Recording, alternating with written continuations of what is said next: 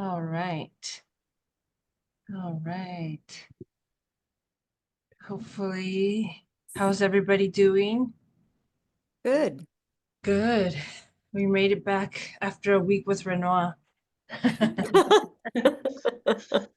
I know now I was like when in the middle of my painting, I'm like, oh, this is really hard. I'm like, I know now I know he thinks highly of us. You know, if he's giving us Renoir, we're in the middle of the 10-week session. Right. I don't think I was very successful at doing Renoir, but I sure had fun with this painting. Yeah. I was just reading my notes. That's all we're supposed to do is have Mm. fun. That's right. That's what I figured. It's like, I'm going with this. I really got into the technique. There's so much to appreciate about him. The use of There how is. he used colors for the shadows, the violets, mixing some very subtle colors or pigment with the white. That's so subtle, all of that, you can miss that if you blink, and it's so Really, like, yeah. I think because his creations are so dreamy, you fall into the dream, and it's easy to miss how he created that because you're just so caught up in that soft, delicate, luminous aspect of what he creates. Mhm. It's fascinating because even the faces, I think too, like being able to see them a little closer or being able to see how, I mean, that's one aspect of the film I appreciated is to see him, or I mean, it felt like it was him, at work, like we were having a painting demo and it, just how like you said, Susanna, you could miss it. You could miss that the faces are not actually blurry. You feel like they are when you just like, but he works at them so much and there's so much little details and lights and things. And that was hard for me. mm. But I gave it a go and I had a lot of fun. Well, you gave us a brief shot, a snapshot in the beginning, so I'm looking forward to seeing you Oh fast. yeah, I kept Yeah. working on it. I really loved playing with the layering. Like if I wasn't happy with it, I just went back and added another layer of stuff and touches here and there. And I'd not really done that before. That's part of what Renoir gave us freedom to do is just keep adding another color, another layer, another brush stroke. I think, parts of mine have 10 layers on them, just, playing around trying to get the look I was going for, and then finally just giving up and saying, okay, it's good enough. Yeah, we have some great paintings. Hi, Kulige. Hi, Oh, nice to meet you. nice to meet you as well. Yeah, welcome. Welcome. This is our friend. I think are you in Estonia? Is that right? Yeah, that's right. Oh, okay, yeah. Ree is also in Estonia and Rassouli has been asking for you. I don't know if you've seen in the recording, so he'll be really happy to see you. Okay. Welcome. Hi, Yashar. Hi, Magda. Good morning, everyone. Hello, Kristen. We made Hello, it. I just rendered a new video and it's so cool. You're unstoppable. Do you ever sleep, Yashar? Yeah, no. I was just about to ask something similar. Yashar, when you're dreaming, do you dream of videos that you want to create? I dream at first, but at last something else comes out. At first, I plan on doing A, but at the last, the thing that comes up is B. Yeah. And they're two different, yeah. But that's with painting Every also. painting. Right? Same.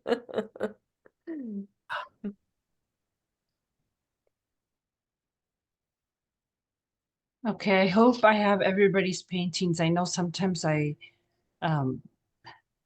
But we have a lot of art today. I think I have a lot of, I think 9, 18, 9, 20. I have at least 21 paintings. Wow. Yeah. So I think today, yeah, I'm really gonna have to. Hi, Denise.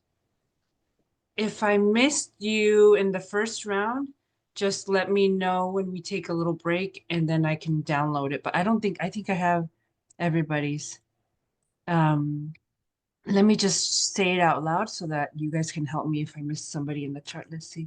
I have Kolikes, I have Lori's, Tony Lee, Magda, Susanna, Denise, Marianne, Francois, Kristen, Yashar, Reed, Lori, Kavita, Cheryl, Fatima, myself, Raphael, Bhavani, Isabel, and then second submissions by Reed and Francois.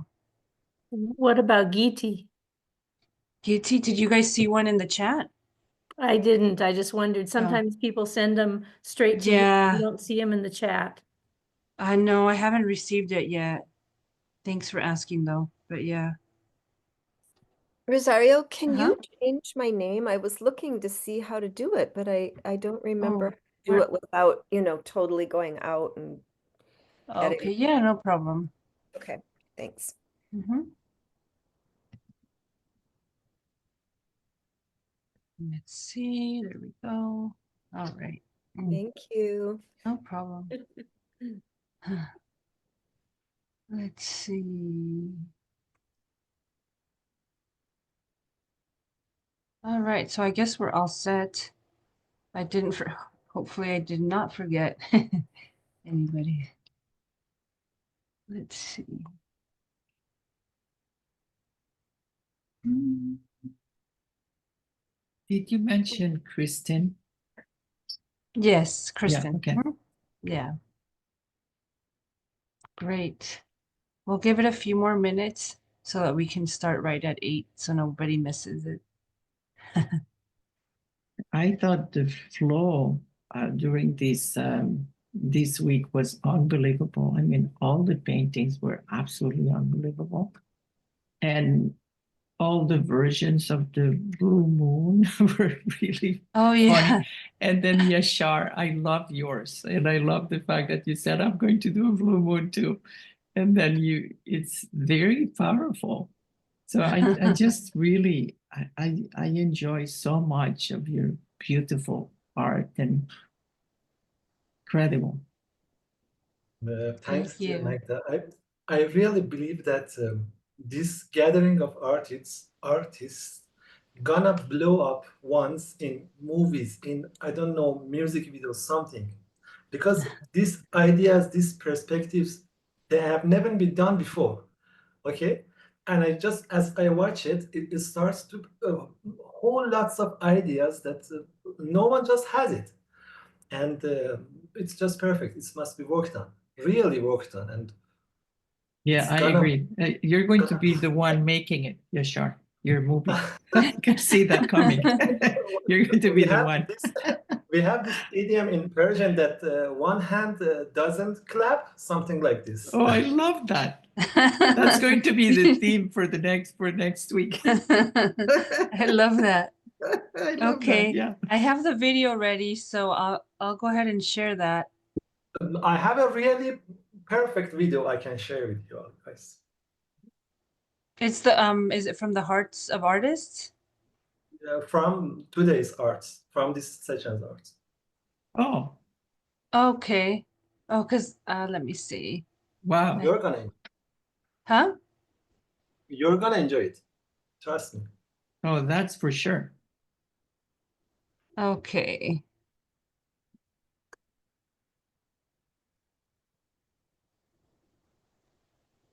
Let's do it.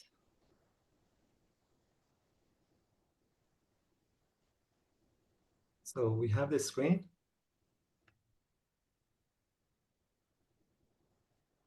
Do you have the screen? No, I don't have the screen. You have the screen. It says Yashar screen.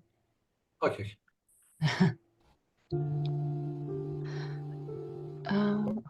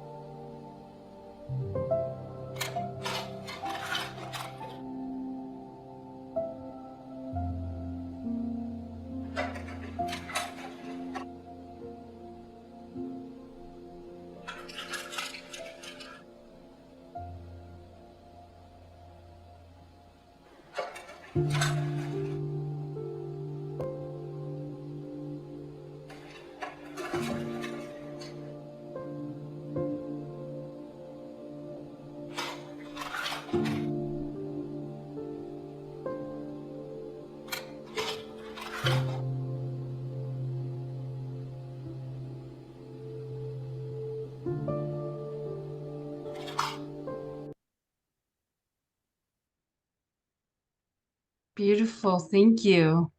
Good morning. Good morning. Every time I pick a video to start the program by Yashar, it's 2 days old.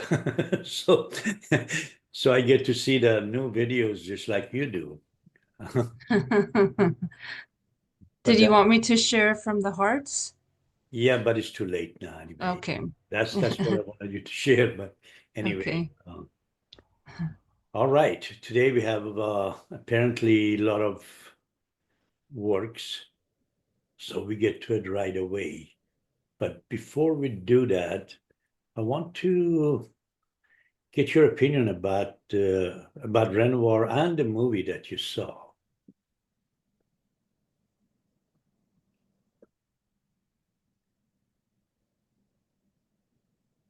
I'm really happy to see that all of you are, most of you anyway, are getting involved with communicating with each other.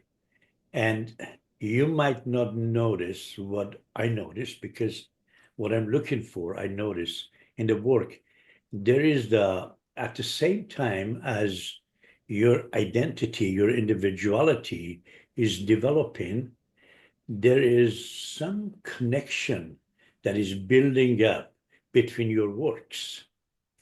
You're building up into having your own specific style, although each one has its own personality. Exactly the dream that I had, by knowing the Impressionists, how close they were and how individual at the same time. And I see that happening. And I do invite those of you who are not going on the WhatsApp to, you're not going to be wasting your time spending a little bit time in there. It's for you. It's not for me. It's not for anybody else.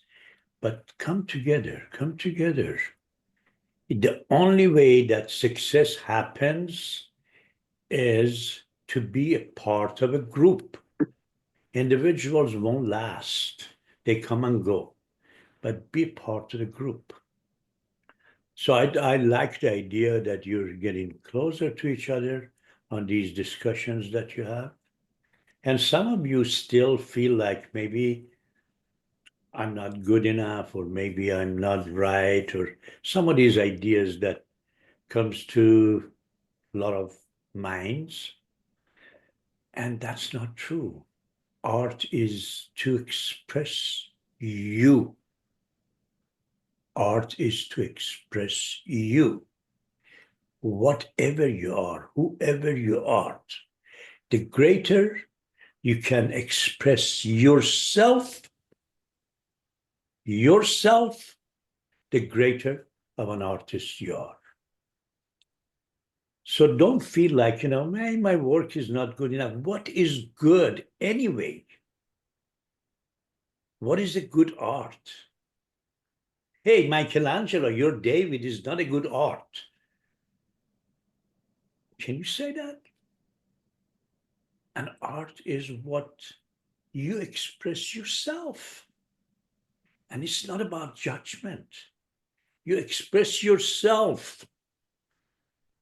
I'm a female, I'm a male. Is that a judgment? You express yourself. You express yourself. And this is what is so valuable. And I'm happy to see that some of you are really getting closer to each other to express yourself. And I can see it in your works. The works are amazing because I see that it's not about technique. It's about the message that you have in your works. And this is what the world needs now. AI has all the rest of it. The messages of your individuality, the strange ones, your strange behavior, not your normal behavior. That's not pleasant because everybody has it. Your strange brushstrokes, your strange painting, your strange way of doing things is important. Not the proper way, not the beautiful way, not the good way, not any of these. Be you and express yourself. So what about Renoir? How did you feel about the movie? I personally love the, I think, beautiful rendering of the struggle of the artist with his physical condition, and yet this, irrepressible urge to express himself through his art. And I felt that was, the suffering, the physical suffering that he was going through was, you could feel the intensity of it, and yet that intensity wanted to translate on the canvas in a very gentle way. I felt that was very well, portrayed.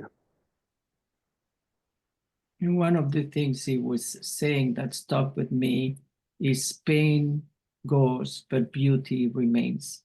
I thought that was so powerful.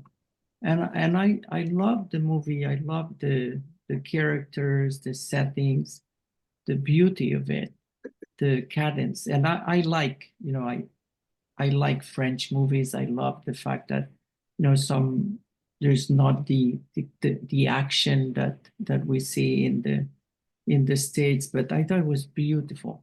I loved it. I love this also, this movie, and I loved that part that I watched in France, and I didn't understand the word, but it was the best part of this watching, not to understand their words, but to see all these scenes. And for me, every scene was like a painting, all the light and shadows, and it was amazing for me. I loved it. Thank you. I had a similar experience to Reach. I didn't understand the German, but then what it did was it forced me to stop trying to think about what they were saying and just enjoy the movie itself. And that in itself was quite an experience because, like others, I think the colors that were used, each image felt like a painting. And if indeed he really was surrounded by colors like that, it's no surprise that they poured onto the canvas in that way too. I love the movie so much because I was struck by how his technique, in a way, to me, felt inspired by his pain. He, in a way, had to hold the brush a certain way because of his hands were in such agony. And so I felt that was astonishing that his fame actually came out of his pain. And I think it's interesting that pain sometimes is avoided, and yet his mastery and brilliance and ability to inspire, and the way he inspired in a way I was struck by his youngest son, how tormented in a way he was. But and also Renoir's fixation, I felt, on skin, the way he seemed to obsess about the light and the skin, I found kind of strangely disturbing and yet very interesting. So I love the film. I thought he had a gentleness and a bizarre drive that seems to drive all creative genius. So I love the film. Thank you. Actually, it's very interesting because the first thing that made me decide to have you watch the movie was the way that he's painting, the way that brush lands on the canvas. I was shocked when I watched that because, see, usually Hollywood movies or other movies, when they show the painters painting, you know that this painter doesn't know what the hell they're doing. The one that you see in the movie, you see the brush goes in there. Sometimes there's not even paint on it. But this one amazed me because I kept on going back and back and back and forth on the way the brush was landing on the canvas. And it was so much of Renoir, so much of Renoir. I thought, who did that? Until I found that it was actually done by a forger who's been forging Renoir's paintings and selling it as Renoir. And, Renoir's reputation went down for a while just because of that, because they were forging his works, creating, because he's done like about 1,600 paintings. And some of those, because his technique, his light brush strokes is very unique. You know that is his work. Very unique because it's all dry brush. You know what dry brush is? The surface is dry. The surface is dry, and you get the paint. When you put your brush in the paint, you take that, you wipe off the paint that is on your brush, okay? A lot of it. And then you have a dry brush that lands on the canvas. And because that's dry underneath it, this one is just only leaves a little bit of a color on it. And that's how you can paint a sort of a net on something or obscure an image. His work is pretty much on that dry brush, and that he just moves them, and they all twist, little twisting dry brush. I was amazed to watch that, and I was hoping that you really pay attention to that. It is such a beautiful way, simple way to develop a painting. Anybody else about the movie Renoir? Rassouli. I wanted to say something about the movie in particular because I watched it second time around, and the last part of it actually, again last night, it has stayed in my mind. This strong desire that he had about making the painting, creating the images, doing what he can do best, knowing that he was a great artist, knowing that what he did was unique and nobody else had done. And so his disability, the arthritis, the broken fingers, all of that meant nothing to him. It didn't hold him back from, not only it didn't, he just felt like he's going to have to do everything, because actually the source of his strength wasn't in his hand holding the brush. It came from somewhere else. That strength continuously gave him the message of doing the work, getting it done, going forward, And so I thought it was amazing that how I mean, he felt pain, obviously, because he could even, getting up from his chair was painful. And 2 or 3 times he did it on his own. At the most important moment of saying goodbye to his son, second time around. Important moments in life. And that's what he was doing for painting and creating the work was most important moments of his life. Like saying goodbye to his son, going to war again. Emotionally, it was one of the greatest that I had seen, one of the greatest films that I have seen. And I think that if any one of us at any time in our life have that feeling of wanting to create our work, a work on a flat surface that comes from our emotions, feelings, the message, like you said today, the message that is going to reveal to the world something from us. You got to do it, no matter if you have a broken hand, broken feet, as long as we don't have a broken spirit. Yeah. I love that, Giti. I love that. And to me, what was also so special about this movie was, well, you know, like Magda said, there's always a little bit of a different sensuality into French movies to start with. But I felt that whoever the director was did a fabulous job on trying to match the artistry of Renoir, the absolute, mastery of art as well. So on top of the, like you said, Giti, the strong feeling of it's not even a need, it was an absolute necessity for Renoir to continue on this path. You've got this other artistry that overlaid what is presented on the movie as art itself. This movie is pure art to me. Because somebody mentioned the shadows and the light in the entire movie was very moving and so well done, and the sensuality coming out of a lot of the scenes were overpowering. I mean, it was just one of the best movie I've ever seen in terms of really creating this feeling of connection with the artist, connection with nature, connection with spirit. Beautifully done.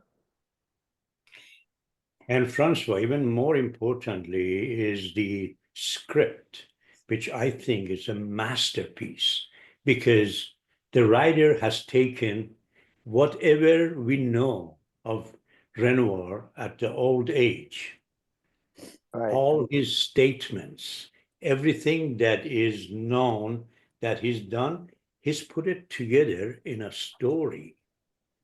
Beautifully done. Even the words of Renoir, how it comes through, he builds it so nicely. And, some of these famous words of Renoir that, Magda just mentioned one of them, is all throughout the movie. So what has done, the script is amazing. Now, what is important in an art movie that I want you to pay more attention to it. Unfortunately, art movies don't have that many supporters, which is a pity because that stops the producers to make art movies. So at least among us, let's build them to seeing art movies. Different than seeing Hollywood movies. It's not about action, and it's not about anything except it's art. And when you see an art, don't judge it. Don't judge the art. It's a feeling. How can you judge somebody's feeling? How can you say that, you're bad because you're sad? You're bad because you laugh. You cannot judge feeling. Art is a feeling. You cannot judge art. In this movie, what really stands out is it's all about love. The whole movie is about love.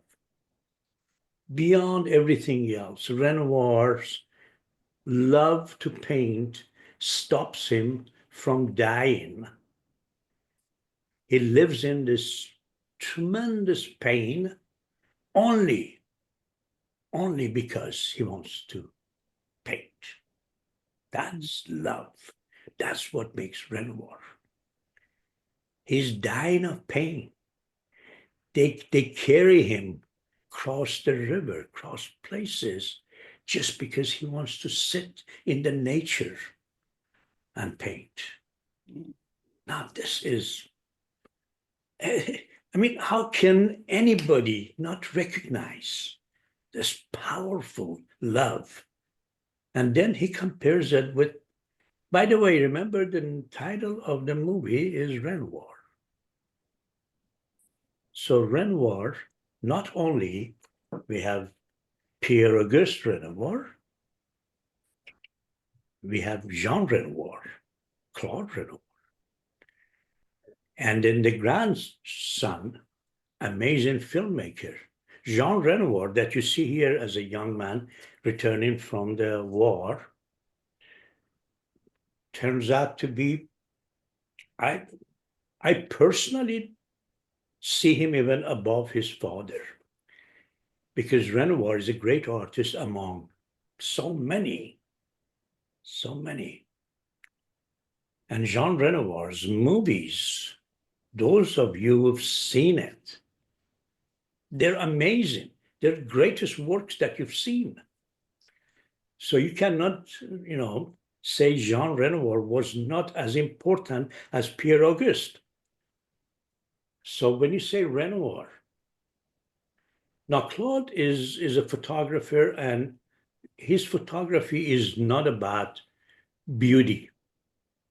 Renoir's painting is all about beauty.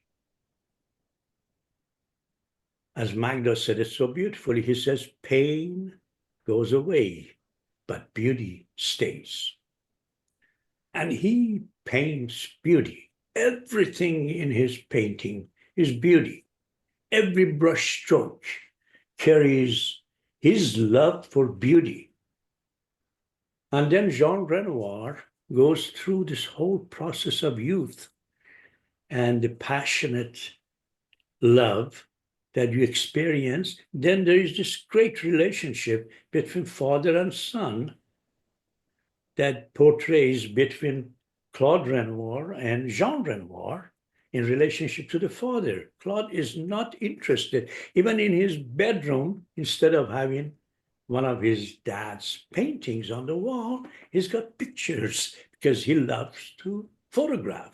And his pictures are not necessarily pictures of beauty. So that really reflects beautifully in the movie on that type of relationship that they have, aside from amazing brushstroke work that I wanted you to study. And the love throughout the whole movie shows itself so beautifully in the kitchen, in the carrying the boss's seat. Every element of movie is filled with love. And above all, please pay attention.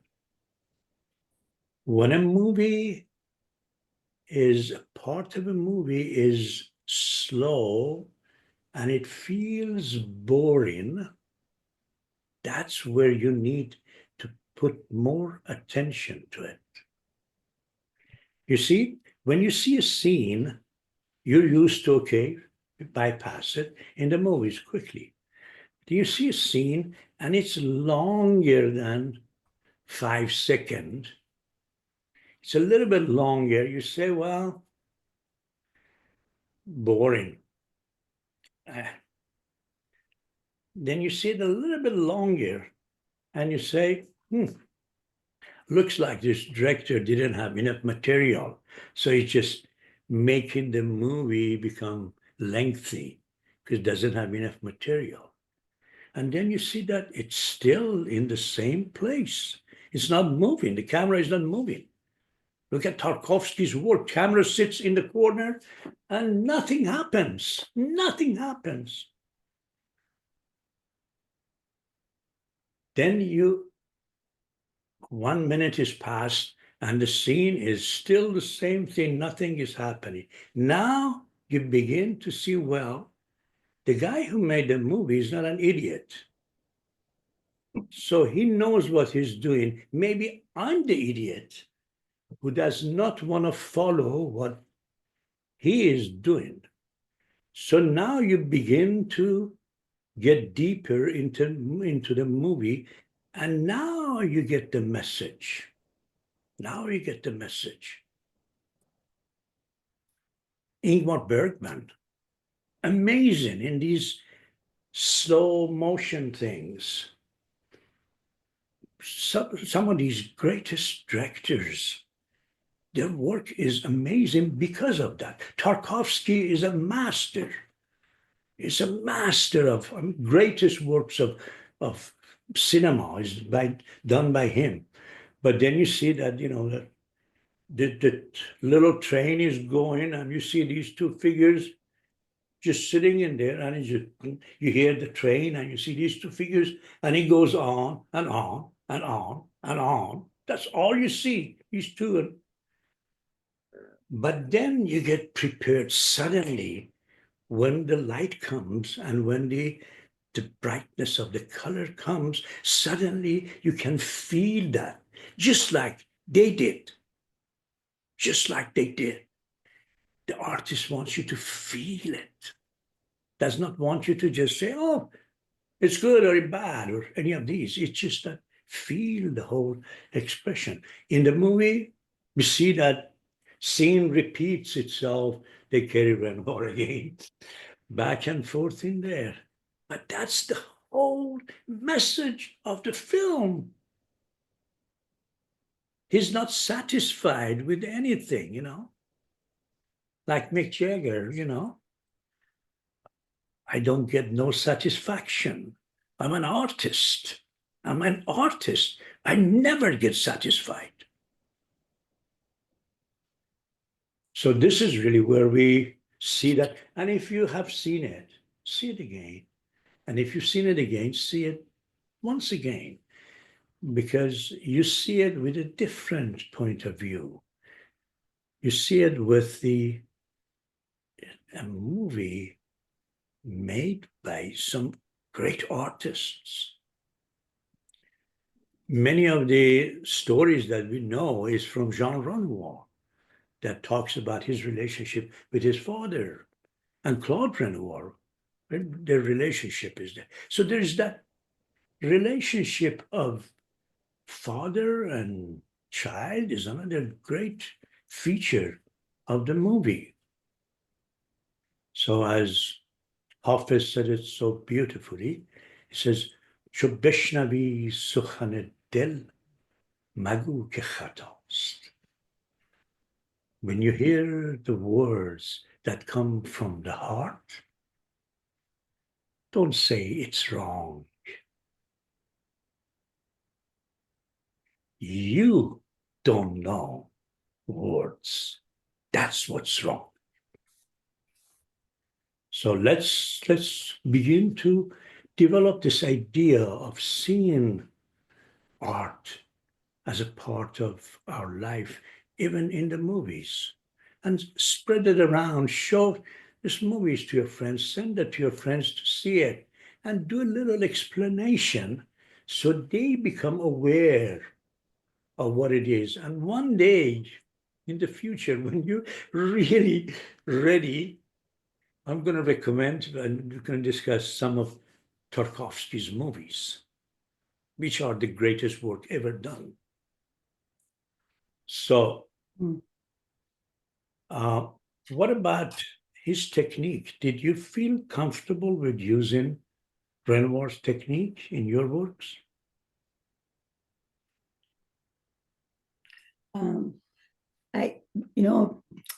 It's very interesting you said this, because he said himself in the film, Renoir talks about this, when he talks about his fascination with skin is that he is creating on the flat wooden surface the softness that you can, the softness of the touch when you have to the skin. He is creating the skin on the hard surface of the board with his technique, with the way his brush strokes. And that by itself, it says a lot. It was the biggest lesson for me. And also I just want to say, since I had seen the film a few years ago before, and the second time and this time around, it had totally different meaning for me. This movie took me to a different place because I was looking at it from my inner eyes. I was receiving it from my inner eyes rather than the eye that I see everything else. Something else was happening this time around.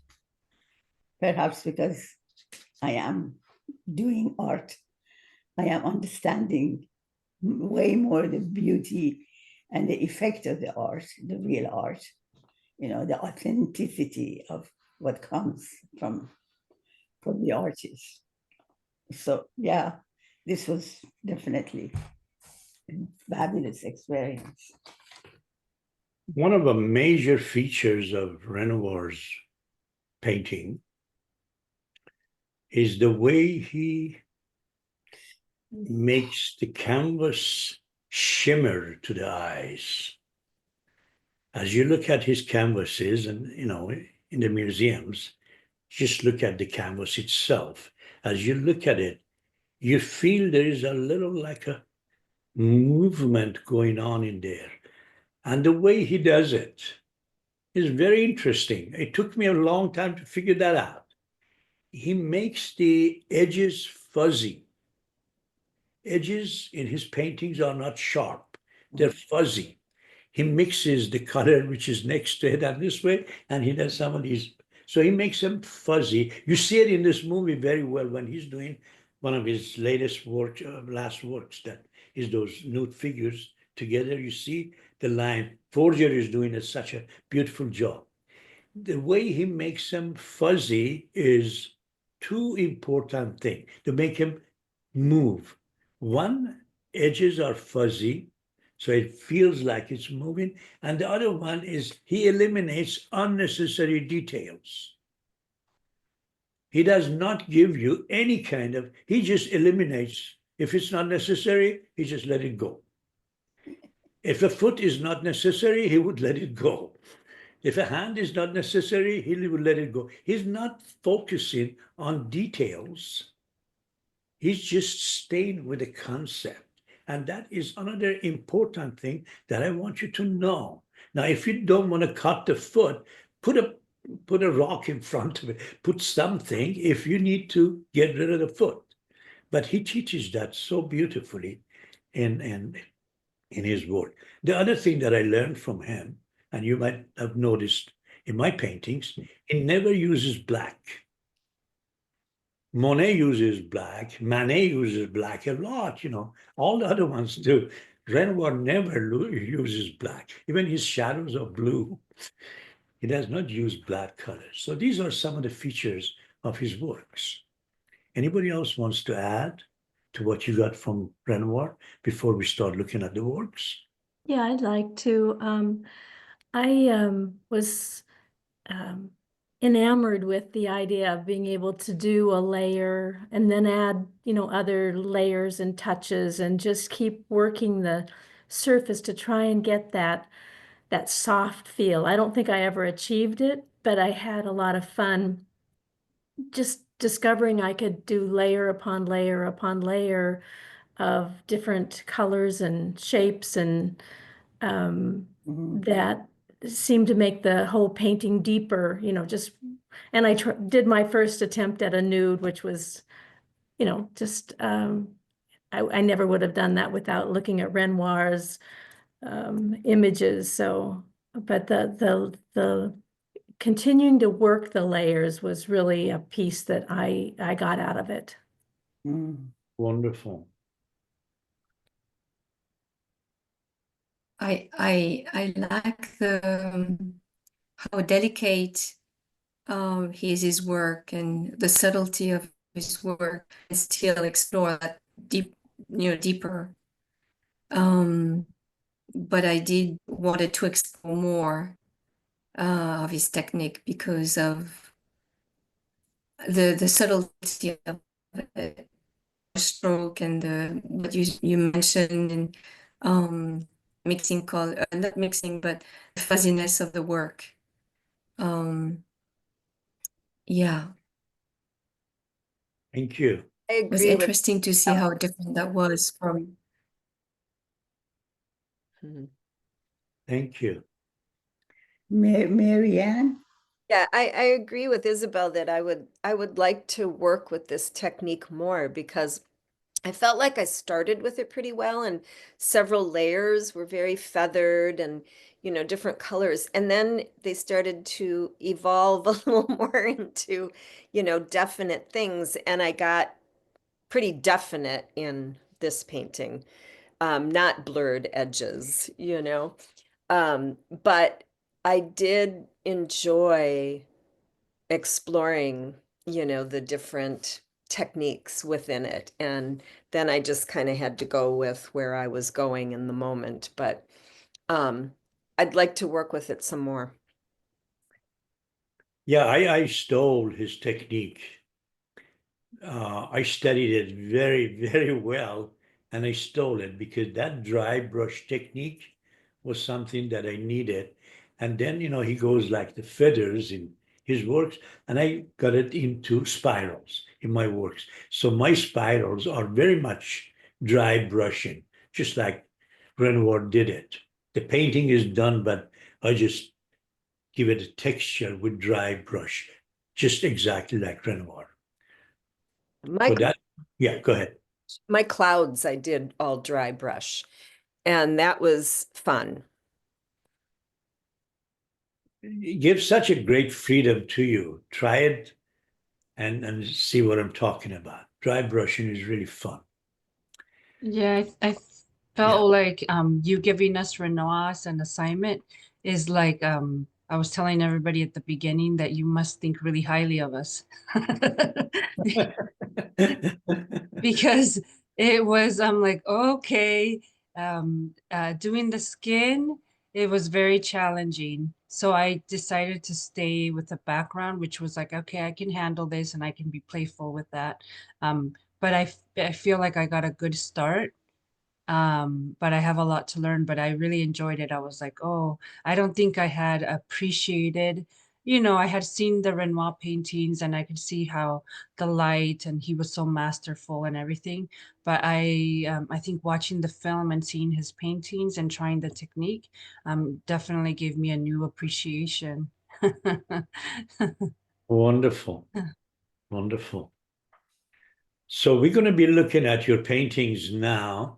And the comments that you have about paintings, we make it very short, but I would love for you to have these comments on the WhatsApp, because we're going to be collecting those along with your paintings for the each one of, introduction of each one of you, your works, and all of that, which comes into these videos that we do. So keep your comments on because in here it's going to go away, but at least write it in the WhatsApp. And that way we have it, we save it, and we gather it together for the projects. So we go quickly on these artworks because I would much prefer if you write about it on the WhatsApp. Yeah, thank you. Yeah, I am gonna move rather swiftly today, so I'm sorry ahead of time if I cut anybody off. Okay, this one we have our friend today from Estonia, Kalike, who joined us. And it's called We'll Cross That Bridge When We Get There by Kulike. This is fantastic. Look at the I'm gonna zoom in there. So Wow. yeah. Lovely.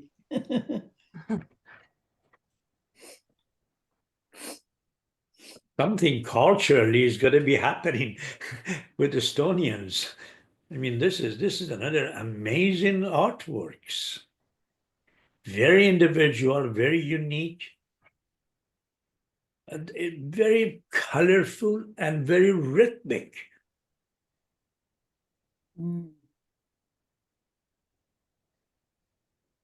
There's a lot of humor too. There's this dog lifting its leg. And just the way they're hanging off. Yeah. Well put together, beautiful. And the dogs in there, the whole thing is fabulous, fabulous. Yeah. The figures hanging off almost feel freer than the ones on the bridge. Do you want to say anything yourself about the work? Yeah. We got to have you here now, so tell us. Yeah. This time I was painting and I felt like in childhood. I didn't, when I choose items and when I accept these items, this image comes to me. And in 2 days, usually I start to paint it. And this time I felt it's just like in childhood. There was no fear, I just tried to put on canvas what came into my mind. And I like this technique very much, but I think I didn't get this softness what I like. I used a lot of dry brush, but my brush strokes were sharp. And I want to try it once more and have to get it softer. Yeah, when you do a dry brush, remove some of the paint with a rag from your brush. As you pick up the paint, remove one side of the paint. I usually use the, filbert brushes for that, which is the one which is flat and it's round edges. So I use the filbert in there and wipe off half of it with the rag and then do the dry brush, because if it's got too much paint, you won't be able to do the dry brush. So they would work in a way that you would see the color underneath it as well, which you've done it in here beautifully. Thank you. Thank you, Kalike. Next I have Holding One's Horses by Lori.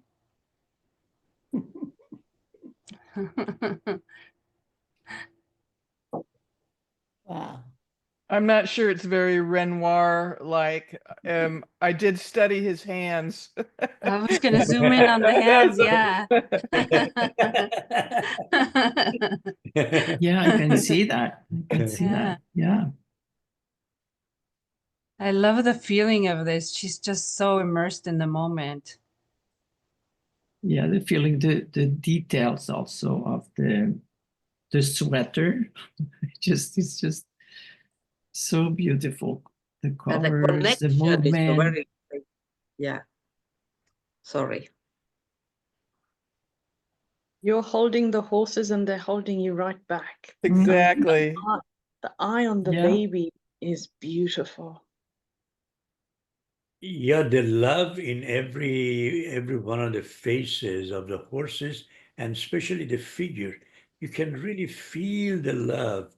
The expression of love is completely shown on the face. I also feel surrender there. You started last class by talking about surrender, and I see surrender. Yeah.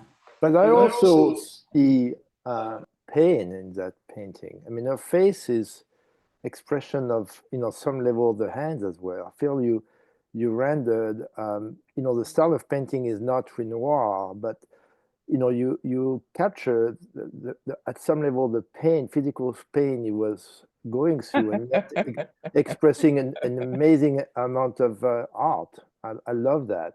There's love and pain all commingled here in a beautiful way.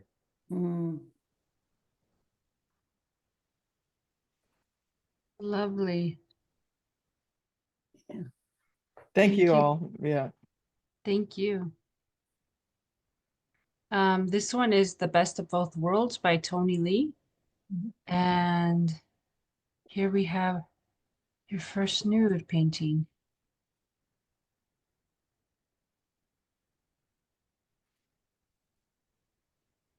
Did an amazing job, Tony Lee. Yeah. The color of the skin, it's translucent. It's just so beautiful. I feel like this is almost if that's a horse, it's kind of the opposite. It's like, it's let go. And it really feels there's a movement. And I was liberated by this painting. Thank you. The expression to me feels like this animal is, in a forest behind the trees and watching this scene of this woman, taking a bath or whatever. So it's really the best of both worlds. The animal is having a great time in the freedom that he has in this forest, yet watches something that is like a story or something to him.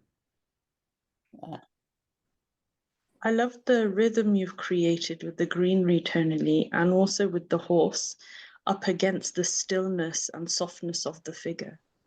It's really beautiful.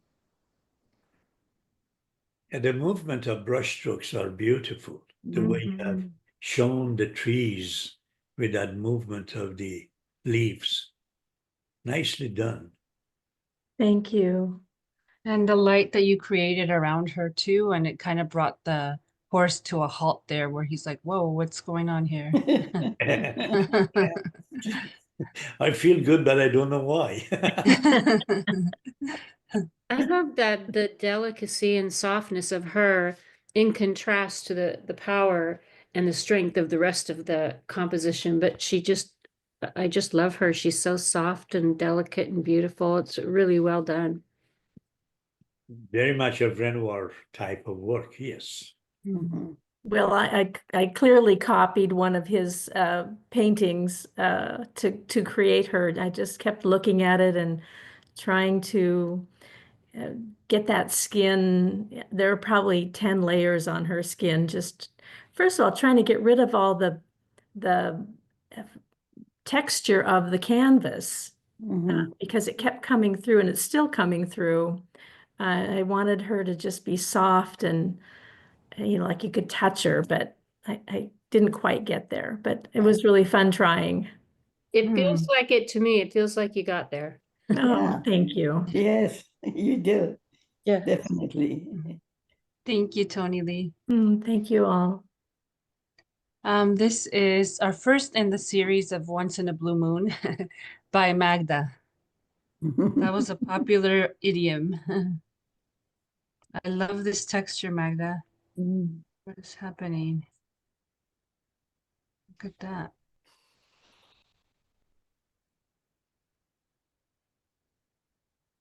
I love like that playfulness in this painting. I see a figure here that just all smile and so happy to just being part of this experience of this painting. It's just, love it.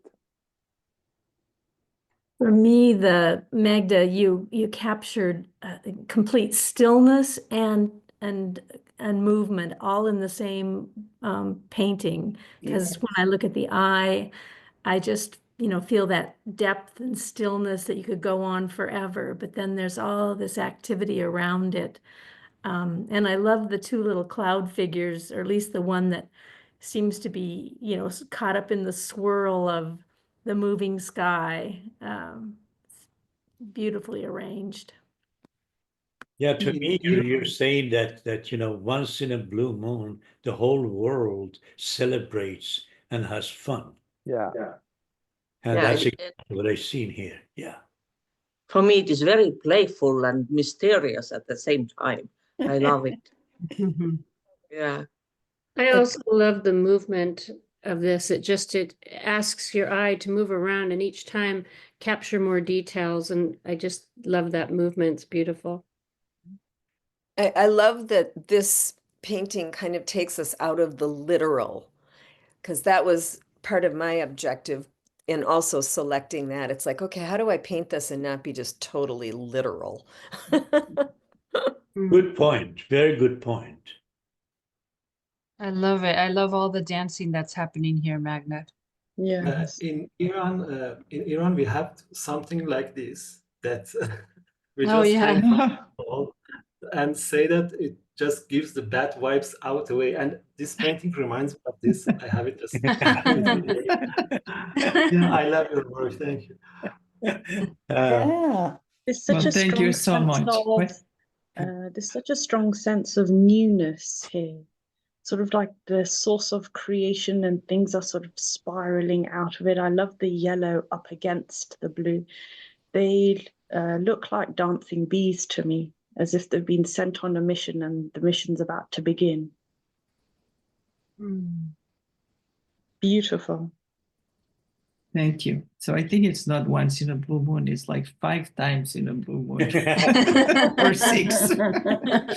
I hope it would be forever in the blue. Yeah. That's a good one. Yes. Thank you. Thank you. And this is Off One's Rocker by Susanna.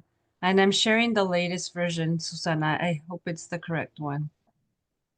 Yeah, Wow. thank you. Thank you. So- Wow. It's so Susanna.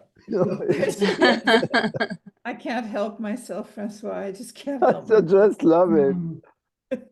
Me My too. husband said, "Oh my God, it's like it triggers a PTSD. It's like someone who has PTSD being triggered with this confined space." Oh no. No, it's you captured what our eyes are doing when we are trying to see a technique in a painting. It doesn't really, they kind Yeah, of dance. Oh wow. I loved working this technique, Rassouli. I really got into it. The around the edges, of course, trying to do.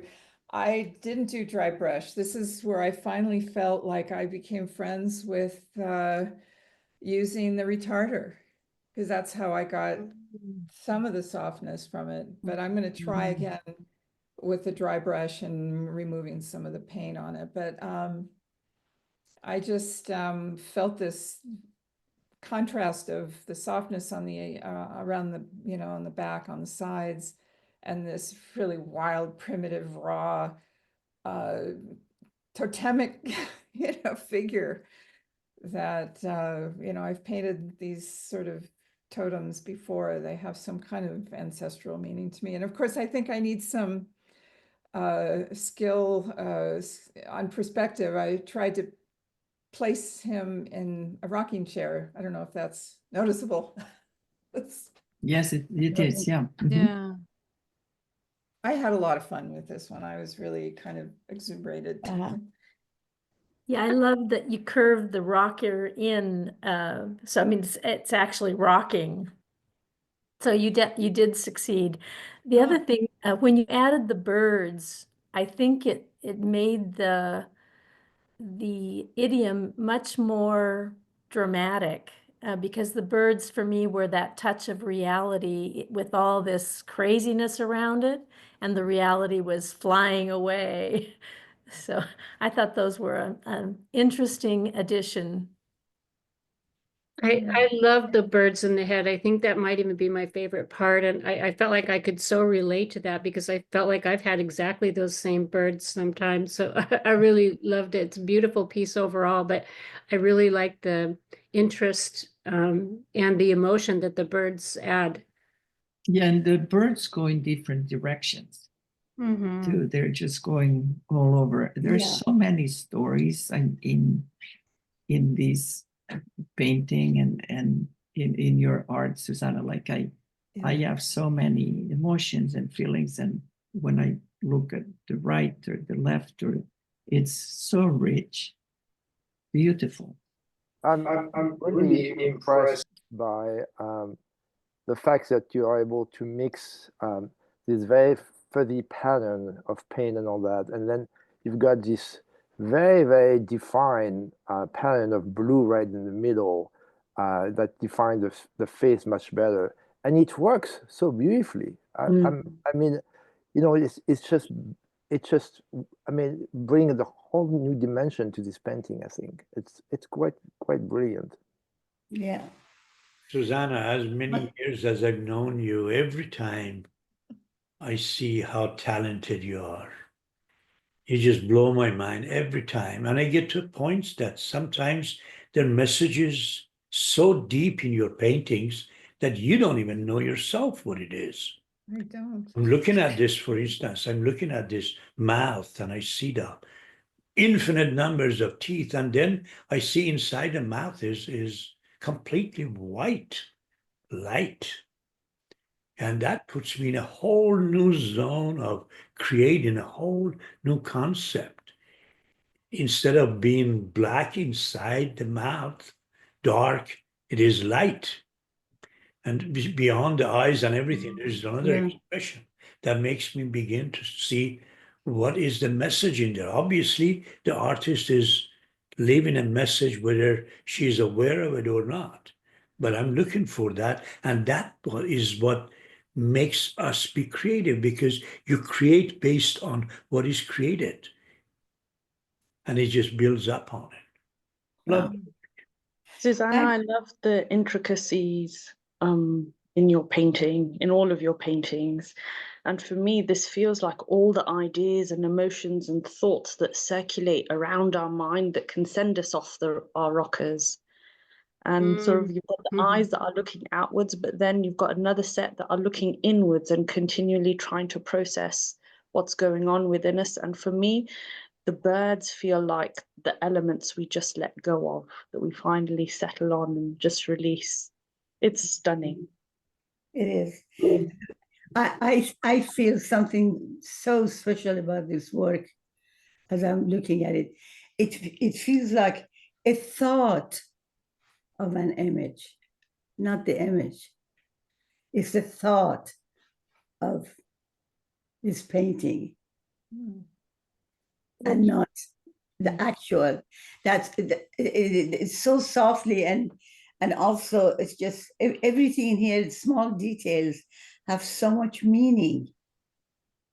And for you to have put it in here, because I feel like you thought about this image and this is what came out. But also the way that you've done the birds, it's like they're going, that thought of that image is flying away. What remains is what has been drawn on the piece of paper.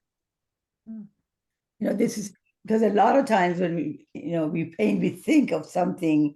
There is a thought. There's that the image comes from the thought, and then we put it in. You put the thought in there. It's amazing, amazing work.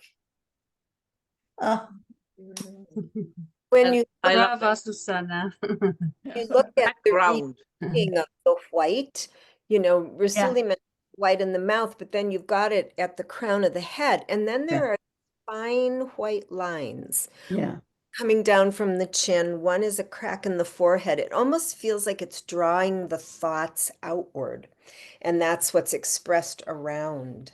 Yeah.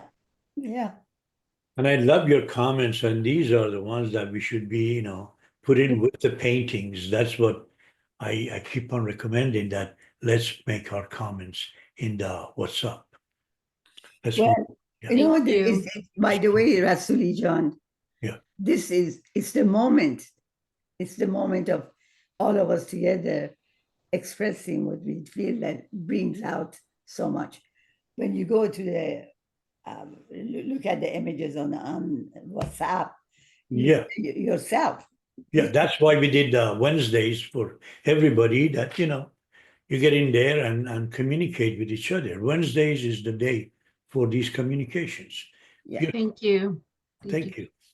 Once in a Blue Moon by Denise Silva. Well, I tried the technique in a different painting, but I failed. So I had to start again, and this time I had to go off on my own. Sorry. You don't have to apologize for it. That's you. Yeah. Yeah. Yeah. But Denise, you have created the feathery softness all around the moon, and that spot, that twinkle on the teeth, And Yeah. that is the cherry on the top. I love that.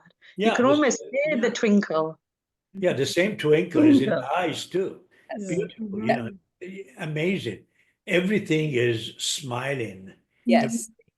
Is enticing you, sharing with you a joy. Yeah, I love the softness that you created with the colors too. And yeah, you did your own feathery technique. Mhm.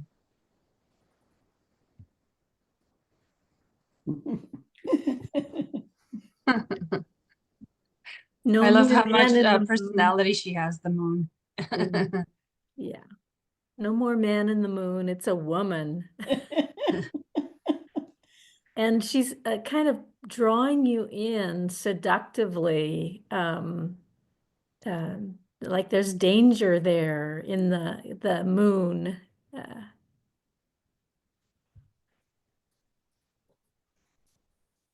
Thank you. Thank you. And then Once in a Blue Moon by Marianne. There's more This to is the the third one in the series. I added to the title, ... Once in a blue moon, magic happens. Yeah. Okay.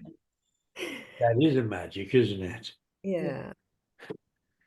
So, what became clouds were layers of different, feathery strokes. And then I stood back and looked at it and went, oh, these are clouds. So I thought I seemed to be on a cloud theme, which I really enjoy painting clouds. I love the depth of this painting. It gets a real strong feel of communication with the universe in a very lovely way. Thank you. My original intention was to do flowers in the foreground more in Renoir's style, but I realized I was running out of time. And so instead, I just kind of worked with, again, dry brush and layering to create the flowers, but they ended up more realistic than I intended. But it did give the perspective that I was looking for. Yeah. And you can Marianne, really, as much as the influence that you have on your grandchild, the reverse of it is even 10 times more. I love the way that you are painting like a child, but in a very sophisticated way.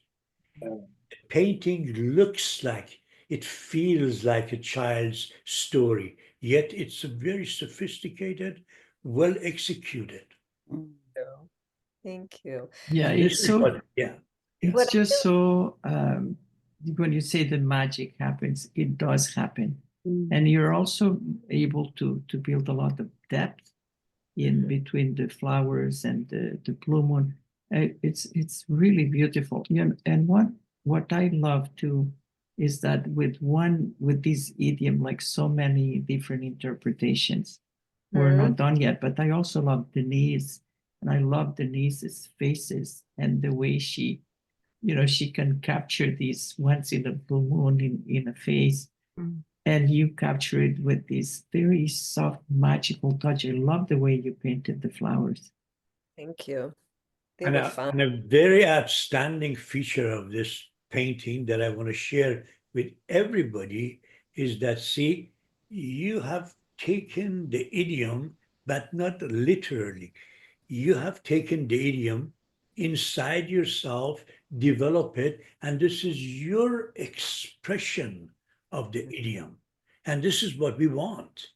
We want not the illustration of the idiom. We want the reflection of what the idiom means to you. And you've done it so beautifully. Thank you. Yeah. Marianne, I feel that you've captured the dreaminess that Renoir has in his paintings. And this doesn't feel as if you're on the ground looking up at the moon. This feels as if you're traveling on a cloud towards the moon. And these flowers aren't even on the ground. They're in plant pots in the cloud with you. It is pure magic. Thank you. Hmm. I really wanted to focus on the illuminating quality of Renoir's work, because I have seen a number of his paintings in person, and I was blown away by the light and the just the luminosity. I loved it. So that was what I was wanting to focus on more than anything doing this idiom. Thank you. Thank you. This is Your Guess is as Good as Mine by Francois.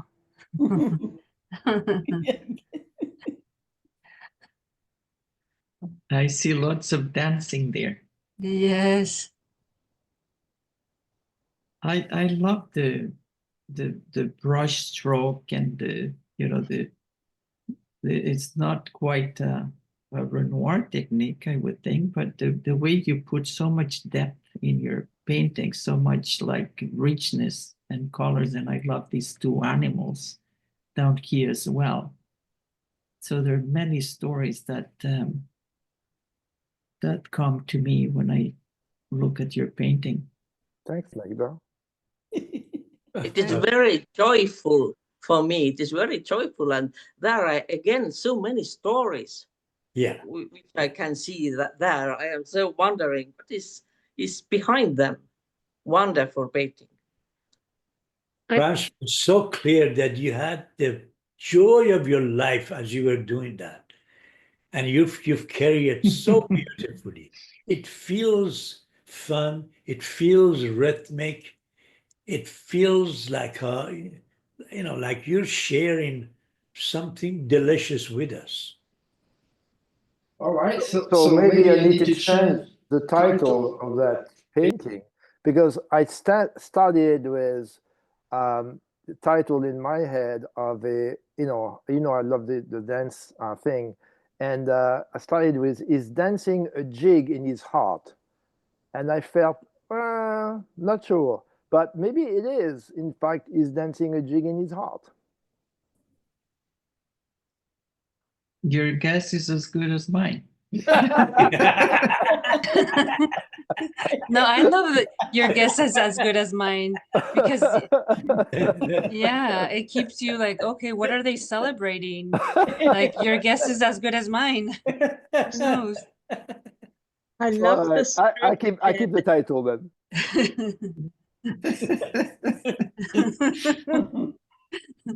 I love your strokes, Francois. They don't need to be Renoir brush strokes. They're Francois brush strokes. Thank you. Yes.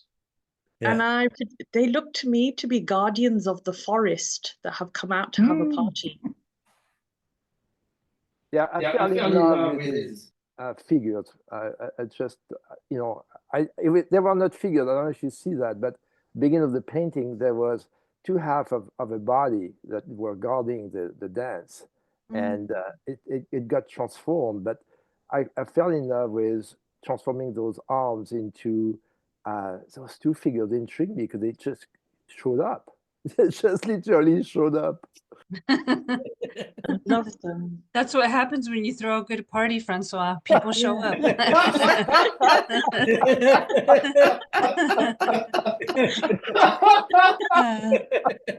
This is so good. I love the details on the colors. Yeah. It feels Great. like a lot of horses showed up this week. Right? That's right. That's right.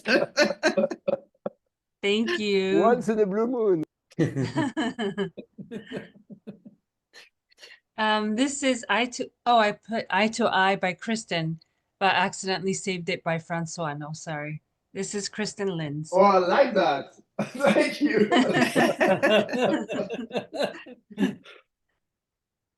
Wow. The intensity of the eyes, the way they look at each other, the background around it. So it's gorgeous.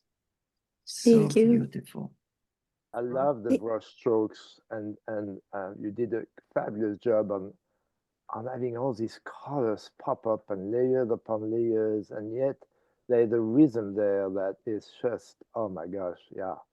We are drawn to these figures and we really want to know what's happening in between these two people. Oh gosh, beautiful.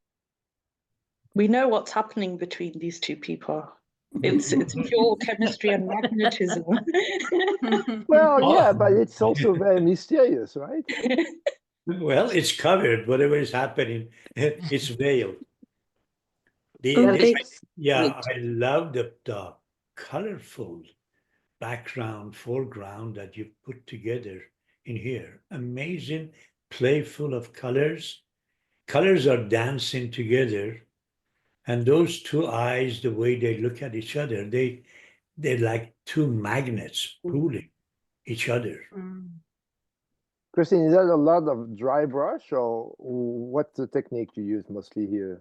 Yeah, it's a lot. It is a lot of dry brush. I mean, I didn't really overthink whether it was dry or wet. So I think sometimes I would rinse and it would be partially wet, and that was okay too. But I had taken inspiration from a specific Renoir painting for that background, and I'll post it in the chat because I don't know the name of it. But I didn't complete it the way that Renoir did, but I did get into like the vibes and the feeling, and I was hoping to have more time to do the skin tones on these guys. And as you can see, they're kind of cartoonish with their yellow skin. I didn't get there. So maybe I'll add that, or I do really love how Renoir how he did the skin, but I have no idea where to even start with that. So yeah, so the background steals the show. And they're like Disney characters again, but I guess I'm not mad at them. I feel like I've joined you in the nose activity. You know, painting noses. I was really looking at Renoir around that. I feel that focus here. A joined moment. Thank you. Thank you. Kristen, what I particularly love about the painting, I love all of it, but I particularly like how you've focused just purely on the eyes. And when you feel that feeling for somebody else, everything around you sort of blurs into insignificance. And I love how you've done that. You know, they're just looking at each other and everything else becomes irrelevant. Yeah.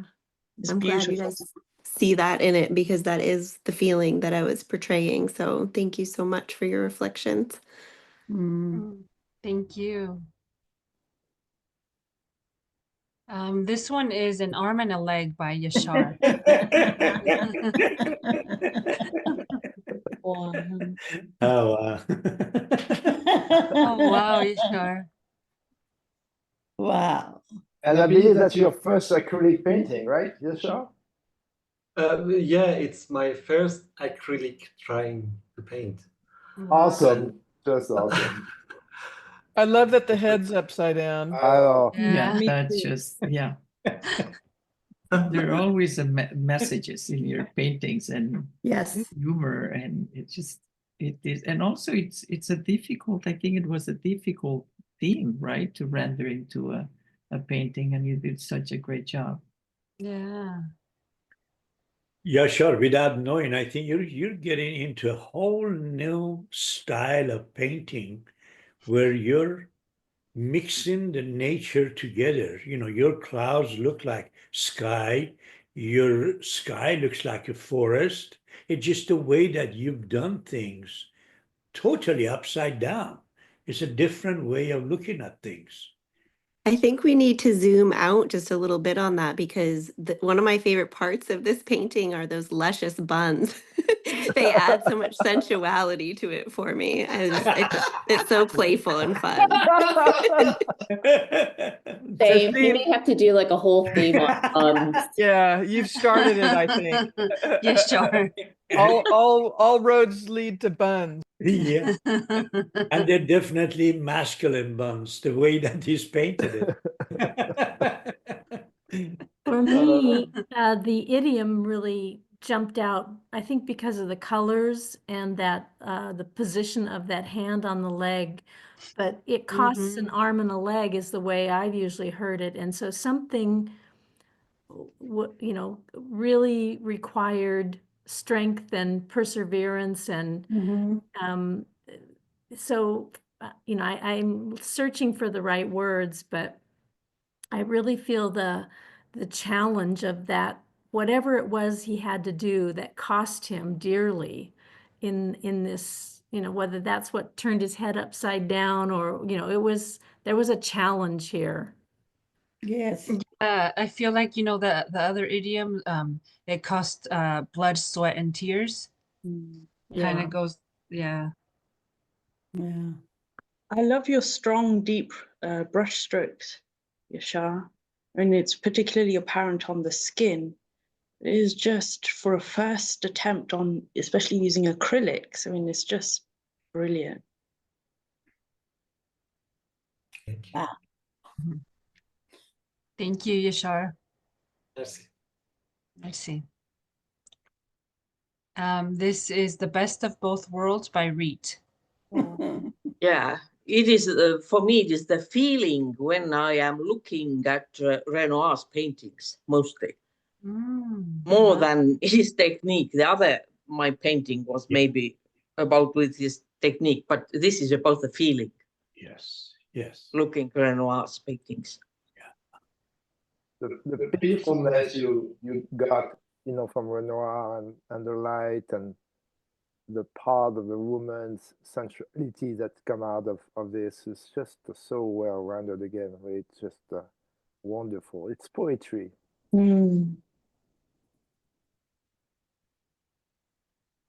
I want to be part of the painting. I want to go into You can be the right one if you want to.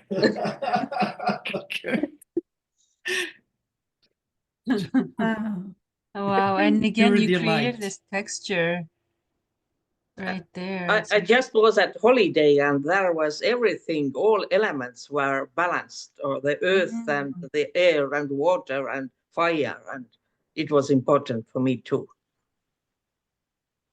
I find this work, as all of your works, Reet, just I don't have words for it. It's so fantastic, and I would love sometime to see your progression of like your lay down and then the next step and then the next step. How you do the process. It's just so beautiful. I don't even know where to look because every part's so beautiful. Thank you. I have some videos about the some of my paintings when I am painting them, but Oh, I not would very love much. to Oh, see that good. too. Yeah, I would Perfect. I love will to look see at that. that. Yeah, I tried to show. Do you do a time lapse? Like Sorry? a time lapse, like, oh, here, this is what it looks like at the Yeah, end. I am making always photos when I am painting, and then I didn't do it by myself, but my helper made these videos. It feels like a waterfall of dreams to me. And these ladies are, when they reach out to hold an orb, they're grabbing onto a different dream that they can feel and experience. It's such a stunning piece of work. Thank you. Yeah, I love your title, Waterfall of Dream. It really feels like Waterfall of Dream. Who's it's not, is it called Waterfall of Dream? No, I thought it was that's called what the best of both. Kavita just called it, yeah. Yeah. Yeah, I see. Because it's the beauty of it is the reflection of each of the world on the other. And then on the water in here, that reflection, it shows, it glows in there. The beauty of it is that it is the best of the world. One reflects on the other, you know? Yeah. The world of spirit, the physical world, whatever, the two worlds. Life and beyond life. Yeah. So beautiful. Thank you. Reet, Thank you, Reet. You are. And I have your other one as well. I'll share it when I'm sharing the second works. Yes. Thank you so much. This one is titled also The Best of Both Worlds by Lori. Oh. Laurie, this feels like one world, the sublime, beautiful world. It's such a fabulous, sublime painting. I mean, this is the essence. I mean, to me, this is absolutely phenomenal in terms of sublime. Thank you. Laurie, I was waiting for you to say, I hate this painting. Because you've done such a magnificent work in here. I'm amazed with the rhythm you've created, the sort of the light, the way it comes through. I feel the warmth as just looking at it. Amazing rhythm, amazing play of colors against each other. Beautiful. You must hate this. I'm starting to feel just a little more comfortable with acrylic. This is, doing these classes are my first time really working with it. So I'm starting to be able to use the retarder more and get my, I have something in my mind, and getting it out on the canvas is becoming a little more comfortable. The sky that you've created is amazing. And then the solid ground in there where she's standing and the light, the way it hits it. Beautiful work. Beautiful. Thank you so much. Thank you. Beautiful. You got to do more painting, Laura. You got to do more painting. I'm planning on it. Thanks to you, all of it, you and everybody's inspiring me, and I really do love it. Just sometimes life has been chaotic, so the escape from it is painting. yes, that's true. I noticed that. It's really true. Thank you, Thank Lori. you so much, everybody. It feels really good to look at it. It's just so lovely. I want to wake up to it in the morning, just looking there. You guys are touching my heart. Thank you. Thank you. Thank you. Yeah. This is On the Ball by Kavita.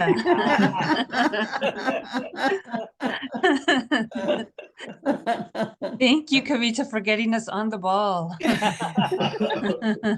This is fun. First of all, the colors just grab you, but as I stood back and looked at it, it's like all of these waving, white arms, white blue arms start to look like a creature when you stand back, or like this woman has all these arms reaching out. She's like a moonflower. My first reaction to this was electrifying. Just like you get zapped all over on this thing. It's like now you bought a light bulb. just fantastic. I fell in love with her when I saw it, and I just want to be her. She looks so happy and so powerful, and enjoying life as she is, enjoying her humanity and her beauty, and I just really fell in love with it. Thank you. And Kavita, I love the way you did the skin also of your nude. Not an easy thing to do. It's really beautiful. You really did a great job there. When I first saw the painting, I thought, oh, that's another once in a blue moon thing. I thought the moon. But then I looked at the overall picture, and yeah, just so. To me, it feels like it says, powerful. when you're on the ball, you can throw lightning all over the world. It's like, truly. Yeah. Very Well, positive message. Really? Also, the fact I think that when you are on the ball, you cannot be still, right? You're constantly moving. You're vibrating. And on the ball, you can't be just solid because the ball is round, you have to keep maintaining yourself on the point of being still. And that shows how life is like being on the ball, sitting on a ball, constantly moving about, constantly vibrating for new things, vibrating toward. And of course, don't forget that this is a very lucky ball. Yeah. Yes. And Thank you. Thank you.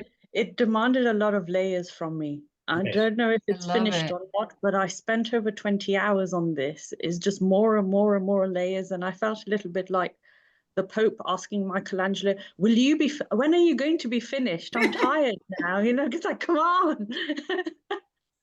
And those layers are the important thing in here because they're not hidden. They're hidden from our eyes. But the energy of those layers are in the painting. Definitely. Absolutely. That's true. Yeah. Thank you, Kavita. Thank you so very much. This one is titled Once in a Blue Moon by Cheryl. Mm.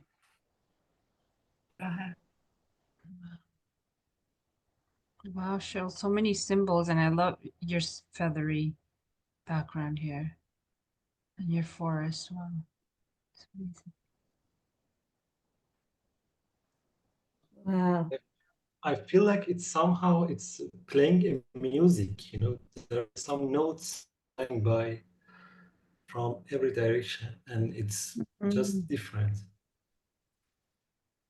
And then her belly button too has this connection with the moon there. It's very oh, Extremely sensual pose, Right. extremely sensual. And the whole painting is filled with all kinds of metaphors. mhm.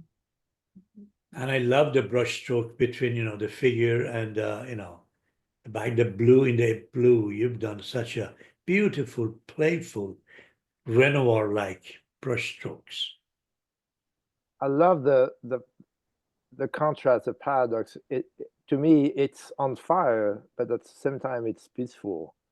It's a wonderful feeling of yeah. The contrast here is fabulous.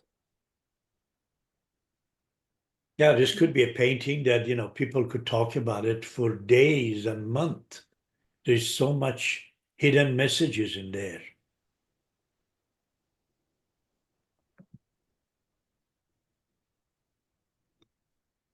Thank you, Cheryl.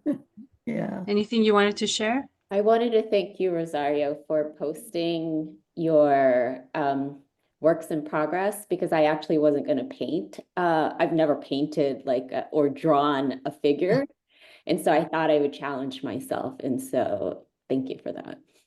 Oh, no, thank you. I was just trying to tell everybody, oh my gosh, what did I get myself into?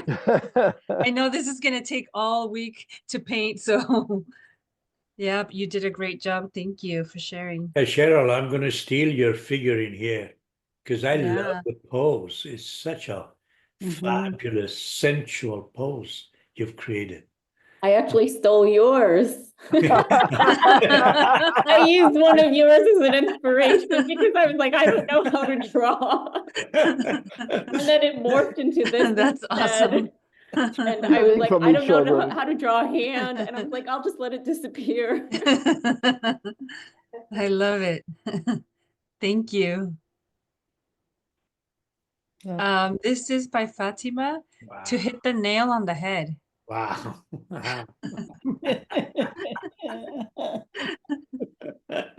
Wow. Wow, I'm just going to zoom in because this shirt alone, look at that. And the hand. Hands, yeah. Yeah, the Incredible. Of hands. course, everything, but you know. Yeah. Yeah. Look at that. Wow. Oh, Fatima, you're an artist. Beautifully done. I was I gonna say, love the expression on the face Yeah. as he's not knowing what the hell he's doing. You can really feel that expression. Oh my Wow. gosh. Wow. Those eyes. Wow. Beautifully done. Beautiful. There's a great metaphor there of just being nailed, getting nailed, you know. It's like, as I said in the chat, the zeitgeist of our moment. It's so well expressed here. Yeah, Yeah. for me, it really struck this self-inflicted challenges how we challenge ourselves and inflict wounds upon ourselves because he's holding the hammer and the nail is in his head and the eyes just say like, what the heck am I doing? Yeah. And the suit in the background, which is another, you know, mysterious part of the painting. I think this is Trump. Yeah. Don't you think? Yes, the colors, yeah. Yeah. First, the red tie, and I would say The thank you suit is authority. This is a political message here. Yeah. Yeah, the suit is authority, and the authority is the one that who had put the nail on his head, but giving him the hammer. Yeah. So, It looks like a gavel. Yeah. Actually, there's judgment here. yeah. Good point. Yeah. But if the painting could be very simply a very strong political message. Once we look at the background suit, it gives the feeling of a president Yeah. there. It just has the same type of suit. So very strong political message. And I think the guy in the blue shirt clearly is the U.S. economy. And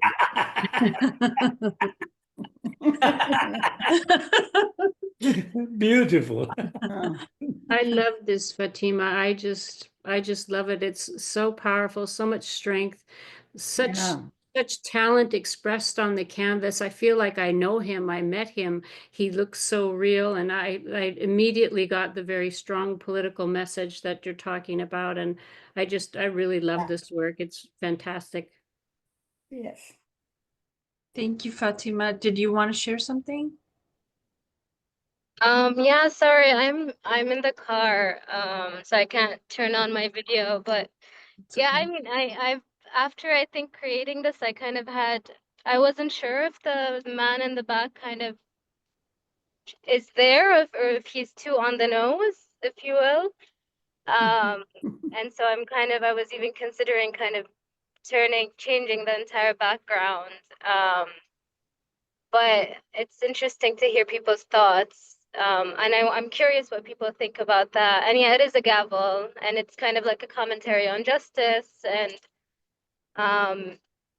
yeah, the idea of like knowing, like hitting the nail on the head and realizing that the nail is on your head, basically. And yeah, I mean, that was kind of the idea. I tried to kind of I think I could bring in more Renoir in it, because I do think like while the shirt and his face, I think the background could use a lot more of Renoir's technique. But it was beautiful, I think, to learn about this artist and to try to like explore his work. And yeah, thank you everybody. Thank you so much for all the comments. Fatima, I would suggest that you send that to the Economist for a picture on the cover. I think that would be very fitted. Francois, you read my mind. That's exactly what I was going to suggest. Send it to CNN, send it to all different, just write a real note. This is how I felt. This is how The New Yorker. Send it to New Yorker, Washington Post, The Atlantic. LA Times, whatever. Just send it. You're not going to lose anything. But all very it takes strong. is one of them taking it out and saying this because this is a very, very meaningful, strong political message. Yeah. Yeah, And as it's I not- look at it more, I see the white knuckles, like he's actually struggling to keep that judgment from hitting the nail. I didn't see that in the beginning, but now all I can see are those white knuckles, just fighting against that injustice. Yeah. Thank you, everyone. Yeah, please send it to media. Please do that. Please do that. It's very meaningful for a lot of people. I agree. Thank you. This next one is mine, titled wow. Blessing in Disguise. And I can see I had fun with the background, and I don't know that it's like Renoir's, but that's the closest. That's good. And then I know when I was watching the movie and he said no black, and I was like, well, I kind of went crazy with the black because it was actually brown, but then I started like, yeah, I don't know. But I enjoyed it a lot. It was really good. I see a flamenco dancer there. Yeah, I feel a dance in there. Lovely dance. The rhythm. Very sensual dance. Yeah, Mhm. a lot of freedom. Yeah, yeah. I like the way the light is descending over her head, and fist in the air is almost, there's something strong, almost defiant about it. Hmm. I was going to say the same, Marianne. The light pouring down. I feel the blessing is both her and what she's receiving. It's such a powerful image. Beautiful, Rosario. Thank you. See her, I can see her inner strength, and I love that. She feels so strong and in her own knowledge of who she is and what she wants, and I love that emotion that comes through. Yeah, when Thank I you. look at her skin, especially on her chest, it reminds me of one of the earlier Renoirs that he was very much criticized for making it look like a corpse. And yet later on, you know, people loved it. But I see all those colors in particularly in her body that Renoir used in his earlier works. Yeah, the skin was a challenge, but it was good to experiment. It was a good experiment. Yeah, this feels like a self-portrait, Rosario. It is. But it's true. Very positive. It's bright. It gives you joy just looking at it. Mhm. Thank you. Lovely. This is Once in a Blue Moon by Raphael. Mm. Gorgeous. Delicious. Delicious. That's a good one. Yeah.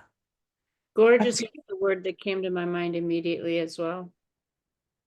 I feel that Raphael is embracing the moon here. Mhm. Beautiful. As she flies on her magic carpet up to the moon. Mm. And the Yes, moon is so she's bright, there. so bright. I love the moon, the way she's made that brightness of the moon. There's a whole world in the Yeah. moon too. Yeah. It is very interesting because she has written 2 books, of course, and one of them I've read both. I don't remember which one, but in one of them, she's depicting exactly the feeling of being on a flying carpet, a magical carpet, and then beholding the beauty of the universe in her. Mm. She's written that, and it's just magnificent. Like, because I kept telling her actually that your writings reflect so much of the imagery that they have to be made into a movie. You know, these writings have to be, and so here she's attempting to do that herself. Mm. She's making love with the moon. Yeah. Yeah, she's in total bliss. Yeah. It's like she's part of it. It's gorgeous. It's beautiful. Ah. Thank you, Raphael. Next, I have Bhavani, and Bhavani, you're here with us today. Welcome back. Wow. Yeah. This is Head in the Clouds. That's on yours right there. Hello? Hello. It's wonderful to be here. And I love that somebody, I think Rassouli said that painting, I think, is the most important therapy there is. Whenever I'm the least bit bored or feeling lost or confused or anything, I go to painting now. It's my number one go-to. And it's wonderful and so creative to have these idioms and to study these great masters like Renoir. I'm very interested in the skin. I always feel like Renoir or whoever we're studying is there with me.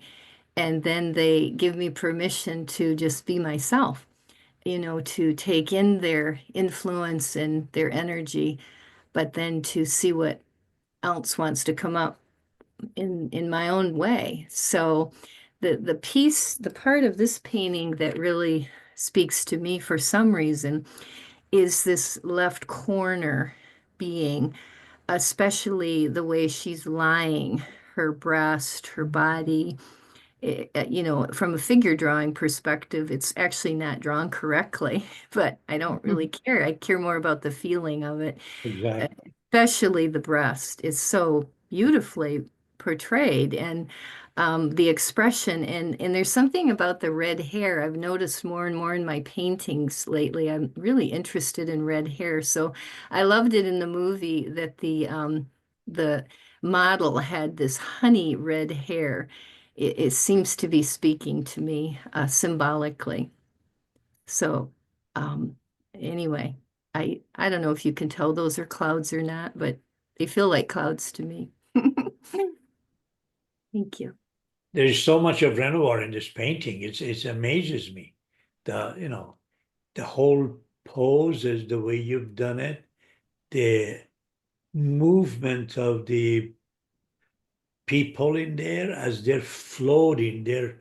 Renoir is wanted to make his figures floating rather than landing on a place. And you've done him in here, the red hair, and just the feeling that you've created is incredible. The breasts are Renoir's type of breasts, soft yet strong, that he took it from, and he even in the movie say that he took it from Peter Paul Rubens, because that's what he fell in love with, his type of figures, and you can see that Renoir's figures are very much after Peter Paul Rubens's figures. But you've done it in here too. Wow. Yes, I noticed in the film that he got a little frustrated with his son and someone he wanted the models to be floating. He said, "Make them floating." Exactly, yes. So it's not always easy to express in words, but painting certainly affords the opportunity to portray this floaty, out of body feeling that I often want to be in. So. Chagall got it very well. Chagall made them all floating. There is no weight to Chagall's figures. They're all floating. And here you've done it too. They're floating. Even the arm, as it's moving, is floating. It's not, there's no weight to it. Thank you, Bhavani. Thank you. Next I have It Takes Two to Tango by Isabel. Lovely, lovely. I can hear the music, in fact. And they're really doing tango. Yeah, look at how they're looking at each other. Yeah, wow, beautiful, beautiful. Love is all over the painting. The sky is love, the trees are love, the flowers are love, everything. And look at that dress. Oh. Yeah. I see Renoir in there. Yeah. Gorgeous. Yeah.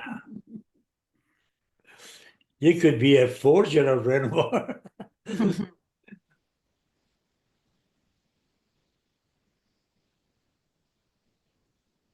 She's given that fuzzy edges in here that adds to the movement.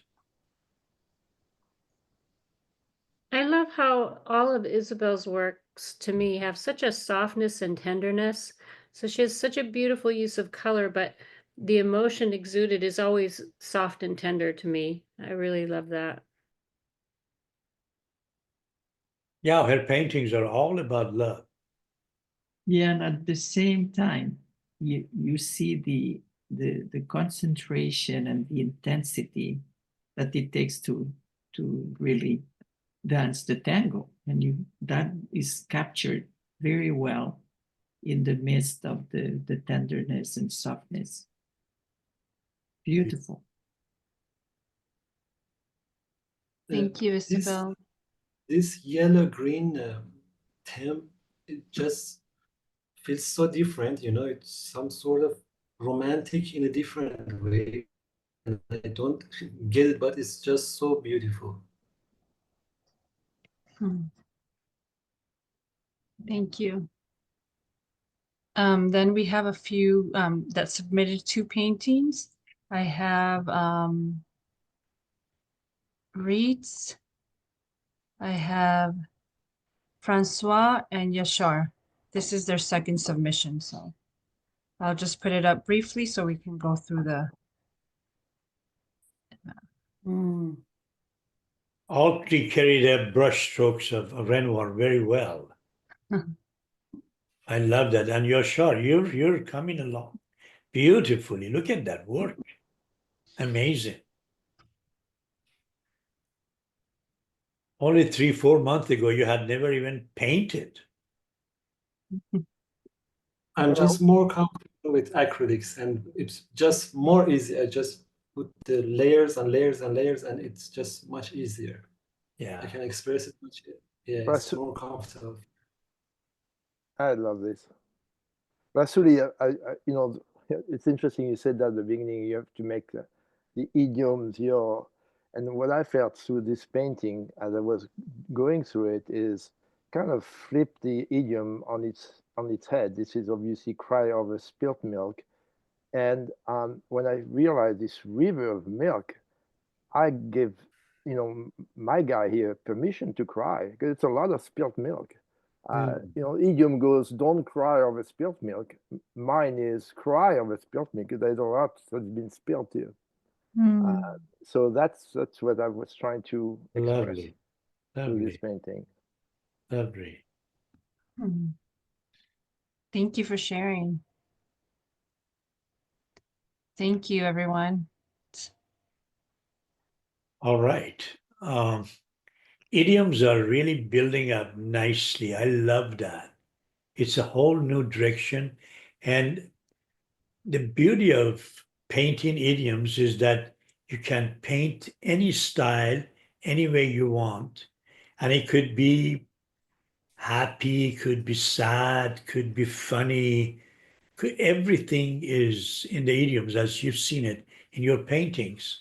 So I did one myself, one idiom as well, to see how could relate to all kinds of different style of painting. So as you know, I do a video these days a lot more than just painting, because I feel like, see, when I was painting, I had like I could communicate with maybe tens of thousands of people. Then when I went into writing, I started communicating with hundreds of thousands of people. And now with a video, we get in millions of people. And we've gone over 2 million now as they're seeing the works. So this is the direction that your works is going to go. So I did a little play in here as to be doing my assignment as well. So let's look at that.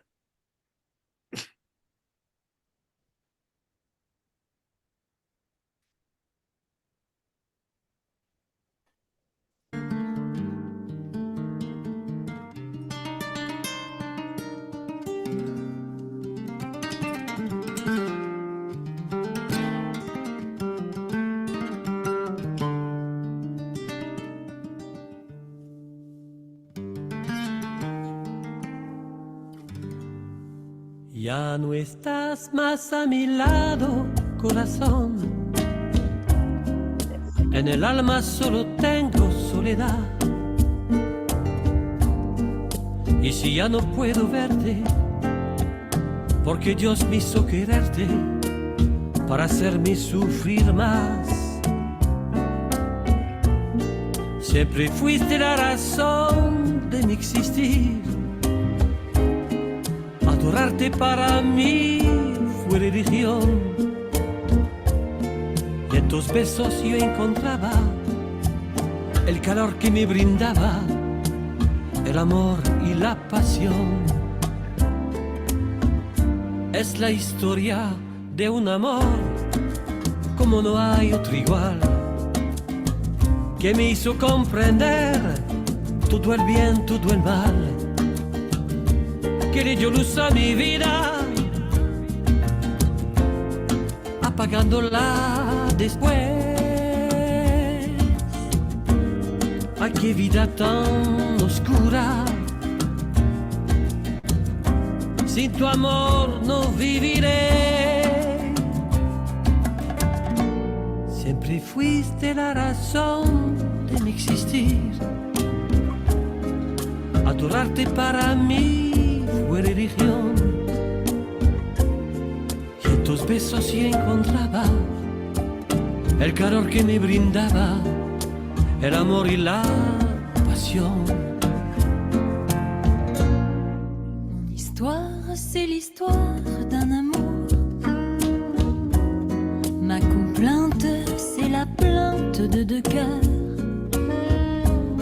Un roman comme tant d'autres qui pourrait être le vôtre, gens d'ici ou bien d'ailleurs.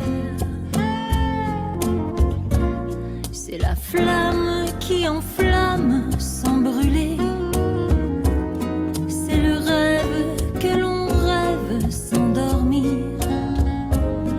Un grand arbre qui se dresse, plein de force et de tendresse, vers le jour qui va venir. Es la historia de un amor como no hay otro igual, que me hizo comprender todo el bien, todo el mal, que le dio luz a mi vida, apagándola después. Ay, qué vida tan oscura, sin tu amor no viviré. Mon histoire, c'est l'histoire qu'on connaît. Ceux qui s'aiment jouent la même, je le sais. Mais naïve ou bien profonde, c'est la seule chanson du monde qui ne finira jamais.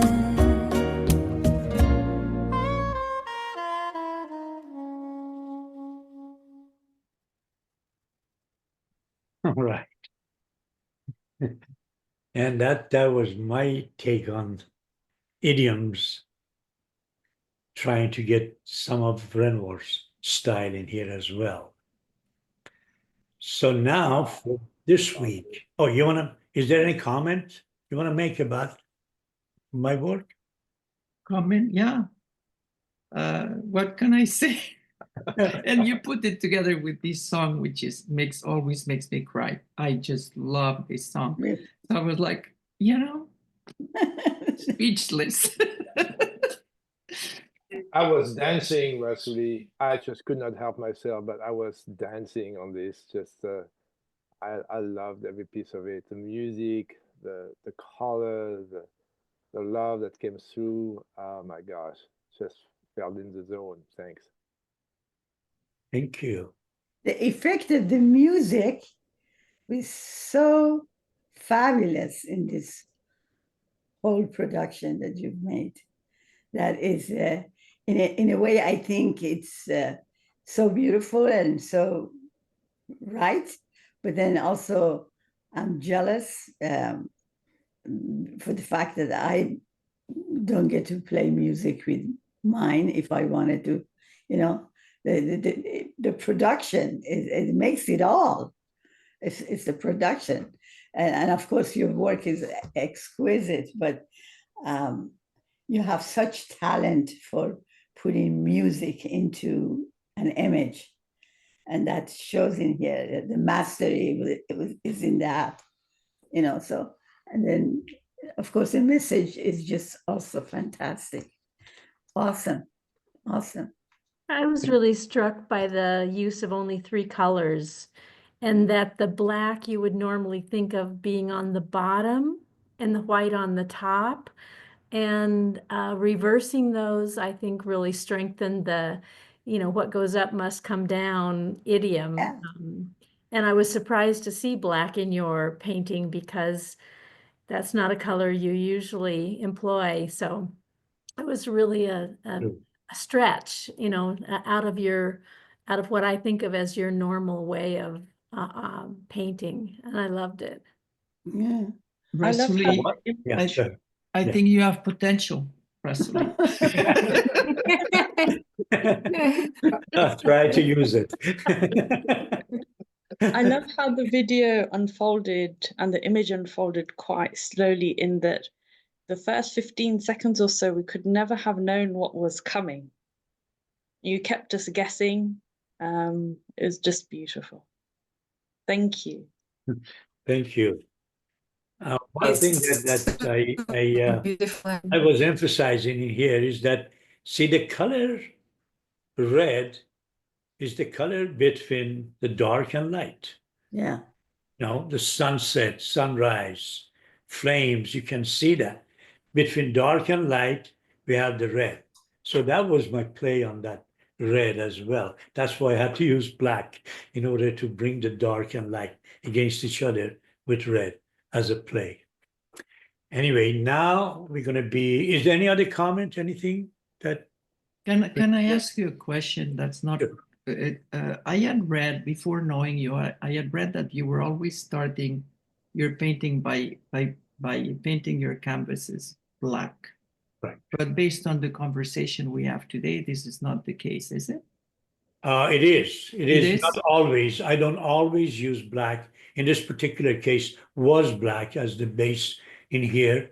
I use black because, see, these days is a little bit different, but earlier I would just paint the whole surface black and I would sit in front of the painting and stare at it and look deeper and deeper into the black until I would see the images in black, like Rothko type of, paintings, where Rothko would see things, we would see things in his painting. This is how I started. I saw figures, and as I would start playing with the figures, a painting would evolve. Now I'm, in this particular one, it was a idiom that was interesting, and it wasn't that up is light and down is dark or any of that. It was what goes up must come down.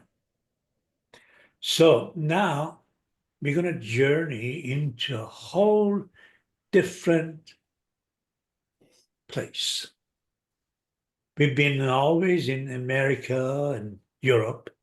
Now we're going to go to Asia and see what the world of art is there, and the style that has been used in here. We'll talk about it later, but I want you to pay very much attention to the style that this artist paints. So let's get into that right now.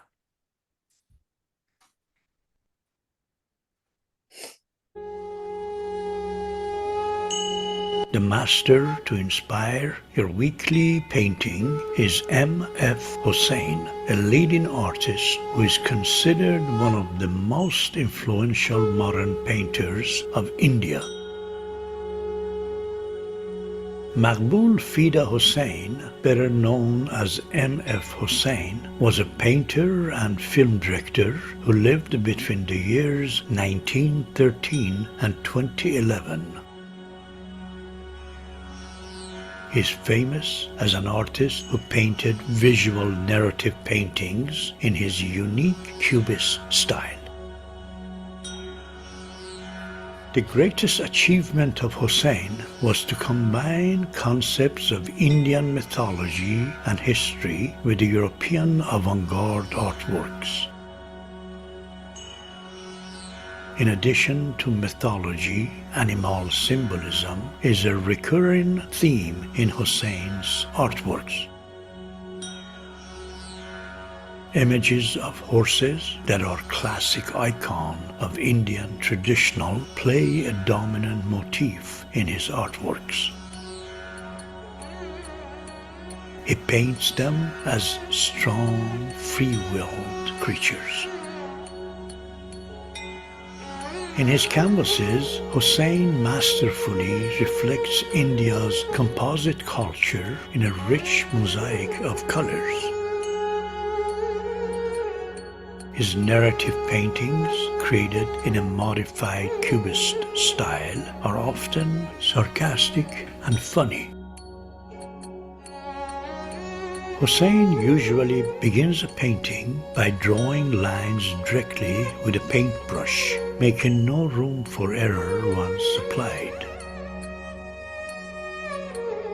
In developing his artworks, he usually journeys between painting and poetry, group gathering and performance, installation and cinema. Husain paints large themes on large formats. To him, a small canvas cannot reflect the emotional, philosophical, and symbolic weight that he likes to express. He enjoys creating paintings that are monumental in meaning and in presence. His large-scale paintings often spread across several panels to tell the story in layered narratives, like in the movies. He captures the grandeur of mythology, politics, and culture in an immersive cinematic style with bold compositions and layered themes. Husain was born in Pandipur, Maharashtra. He moved to Bombay at 24 to become a painter. He was a self-taught artist who slept on pedestrian walkways and painted under streetlights. Husain began his career painting cinema posters and flyers. After a visit to Europe in 1953, where he saw the artworks of Picasso, Matisse, and Paul Klee, he created his own unique modern style. Although MF Husain was a recipient of several great national honors, it triggered criticism for his often irrelevant treatment of sensitive subject matters, including Hindu goddesses painted nude. One of his best-known paintings, commonly known as Bharat Marta or Mother India, depicted a bright red nude woman fitted into the shape of the Indian subcontinent. After fighting a series of lawsuits and receiving death threats from Hindu extremists, Husain left India and lived from 2006 on in self-imposed exile, mainly in London and in Dubai. In 2010, he accepted Qatar's offer of citizenship. For the remainder of his life, Husain spent much of his time between Qatar and the United Kingdom. He died in London when he was 98 years old. Today, MF Husain's works are in many collections across the globe, including the Los Angeles County Museum of Art, the National Gallery of Modern Art in Mumbai, and the National Museum of Islamic Art in Doha. Husain's paintings regularly perform well at auction, with Sotheby's setting the world record for his painting of reincarnation that sold for over $3 million in 2024.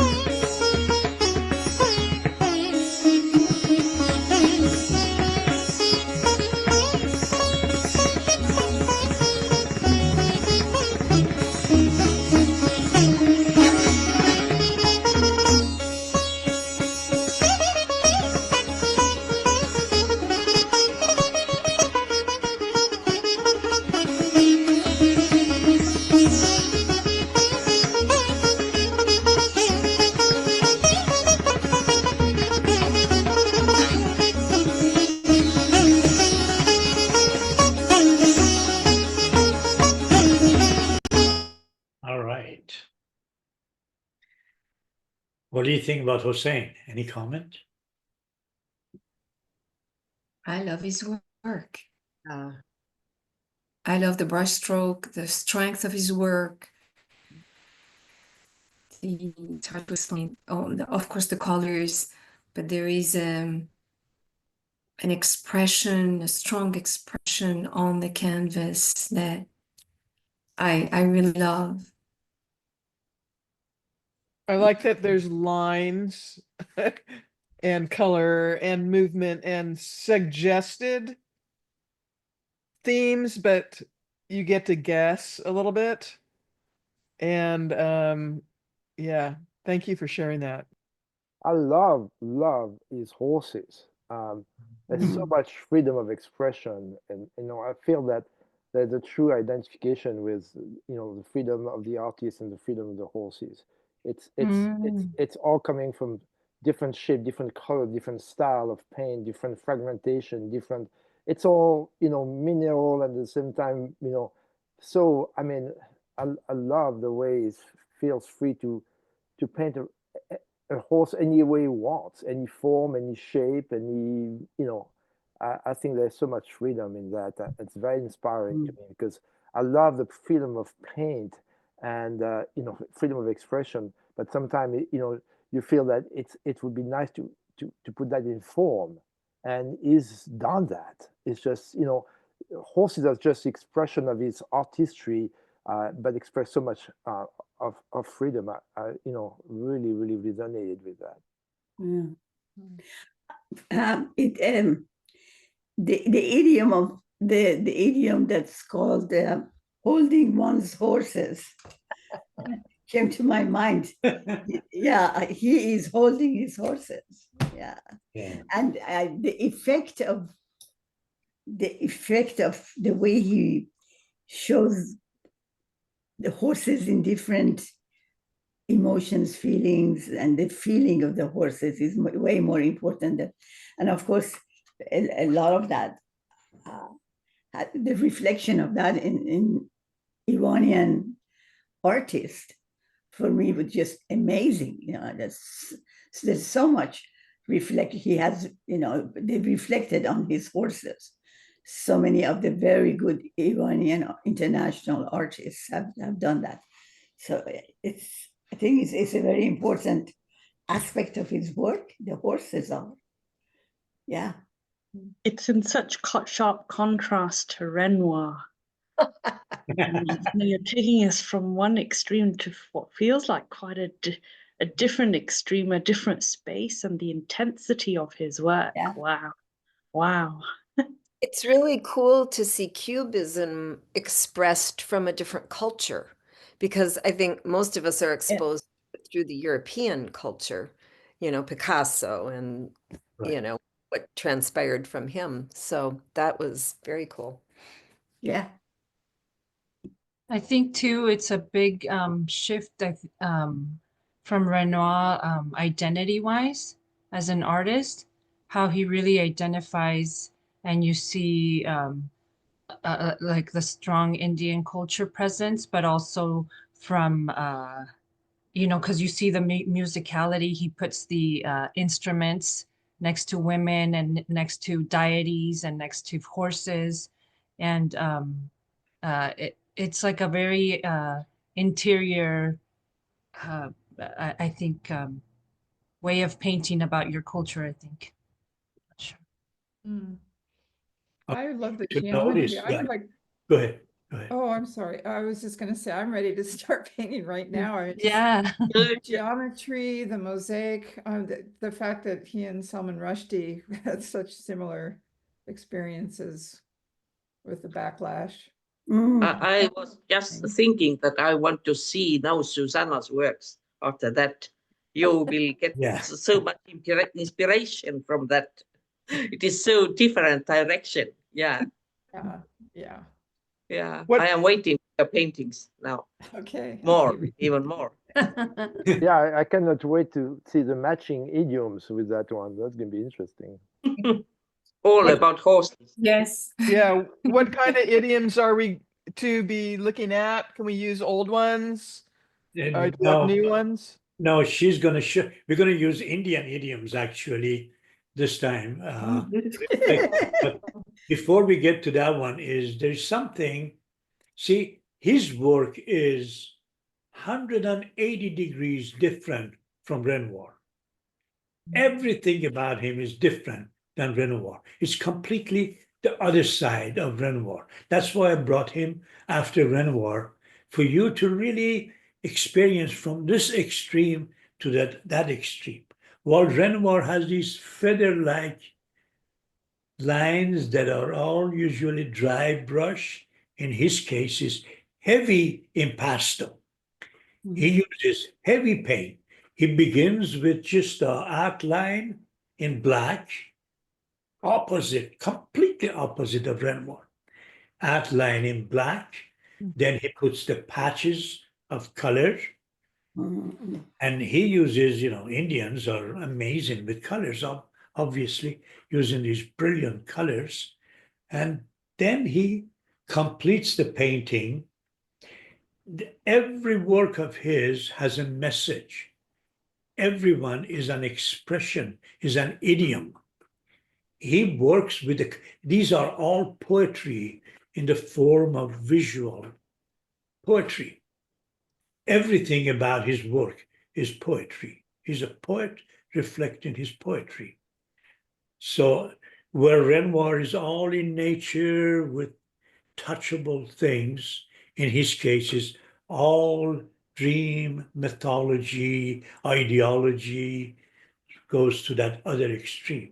And I want you to play around with these in order for you to see where you belong.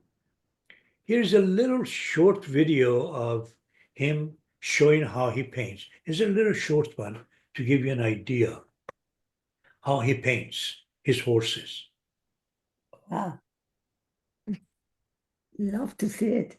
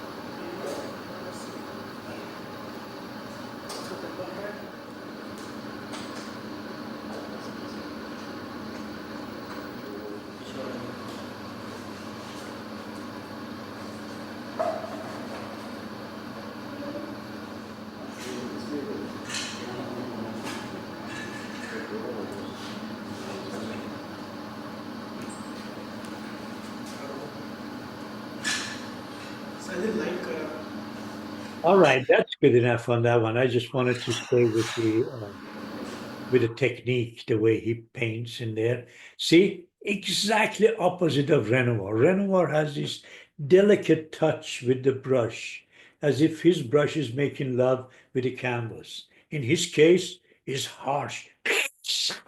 The way he does it, has the brush on the canvas, he kills the brush. There's a big fight between brush and canvas, but it's a different way of painting. Nobody says who is right, who is wrong. This is his way of painting. And I think that heavy impasto is an interesting concept that I want you to work with this week. And Rosario is going to read several of the Indian. Okay, we have a few idioms here that are originally in an Indian language, but I'm doing it in English, obviously. If you don't know how to dance, don't blame the floor. Similar to English, a bad workman blames his tools. You don't need to read the similarity, just read the idiom, please. Yeah. Okay, to peel off the skin of a hare. A chicken at home is as ordinary as lentils. The grapes are sour. What does a monkey know of the taste of ginger? An elephant has different teeth for eating and for showing. A cumin seed in a camel's mouth. 2 hunts with 1 arrow. Who will bell the cat? And business of cow's meat. So you get the idea. All right. You're going to have the whole list of a bunch of Indian idioms. There's some fabulous idioms in there that you can work with. And the style, try this one. I would suggest for you to start with a pencil or a charcoal on your canvas, draw the whole thing. With a charcoal would be fantastic, or with a light pencil, draw the whole thing. Then get a brush in black and do the lines that you want. Go right on top of the line that you sketched before. Do the whole drawing in black, the edges, the whole thing, and then do the patches inside there. And with impasto, put layers, thick layers of paint on each panel that you create. So it would be in a way like a puzzle that you create. Is there any question?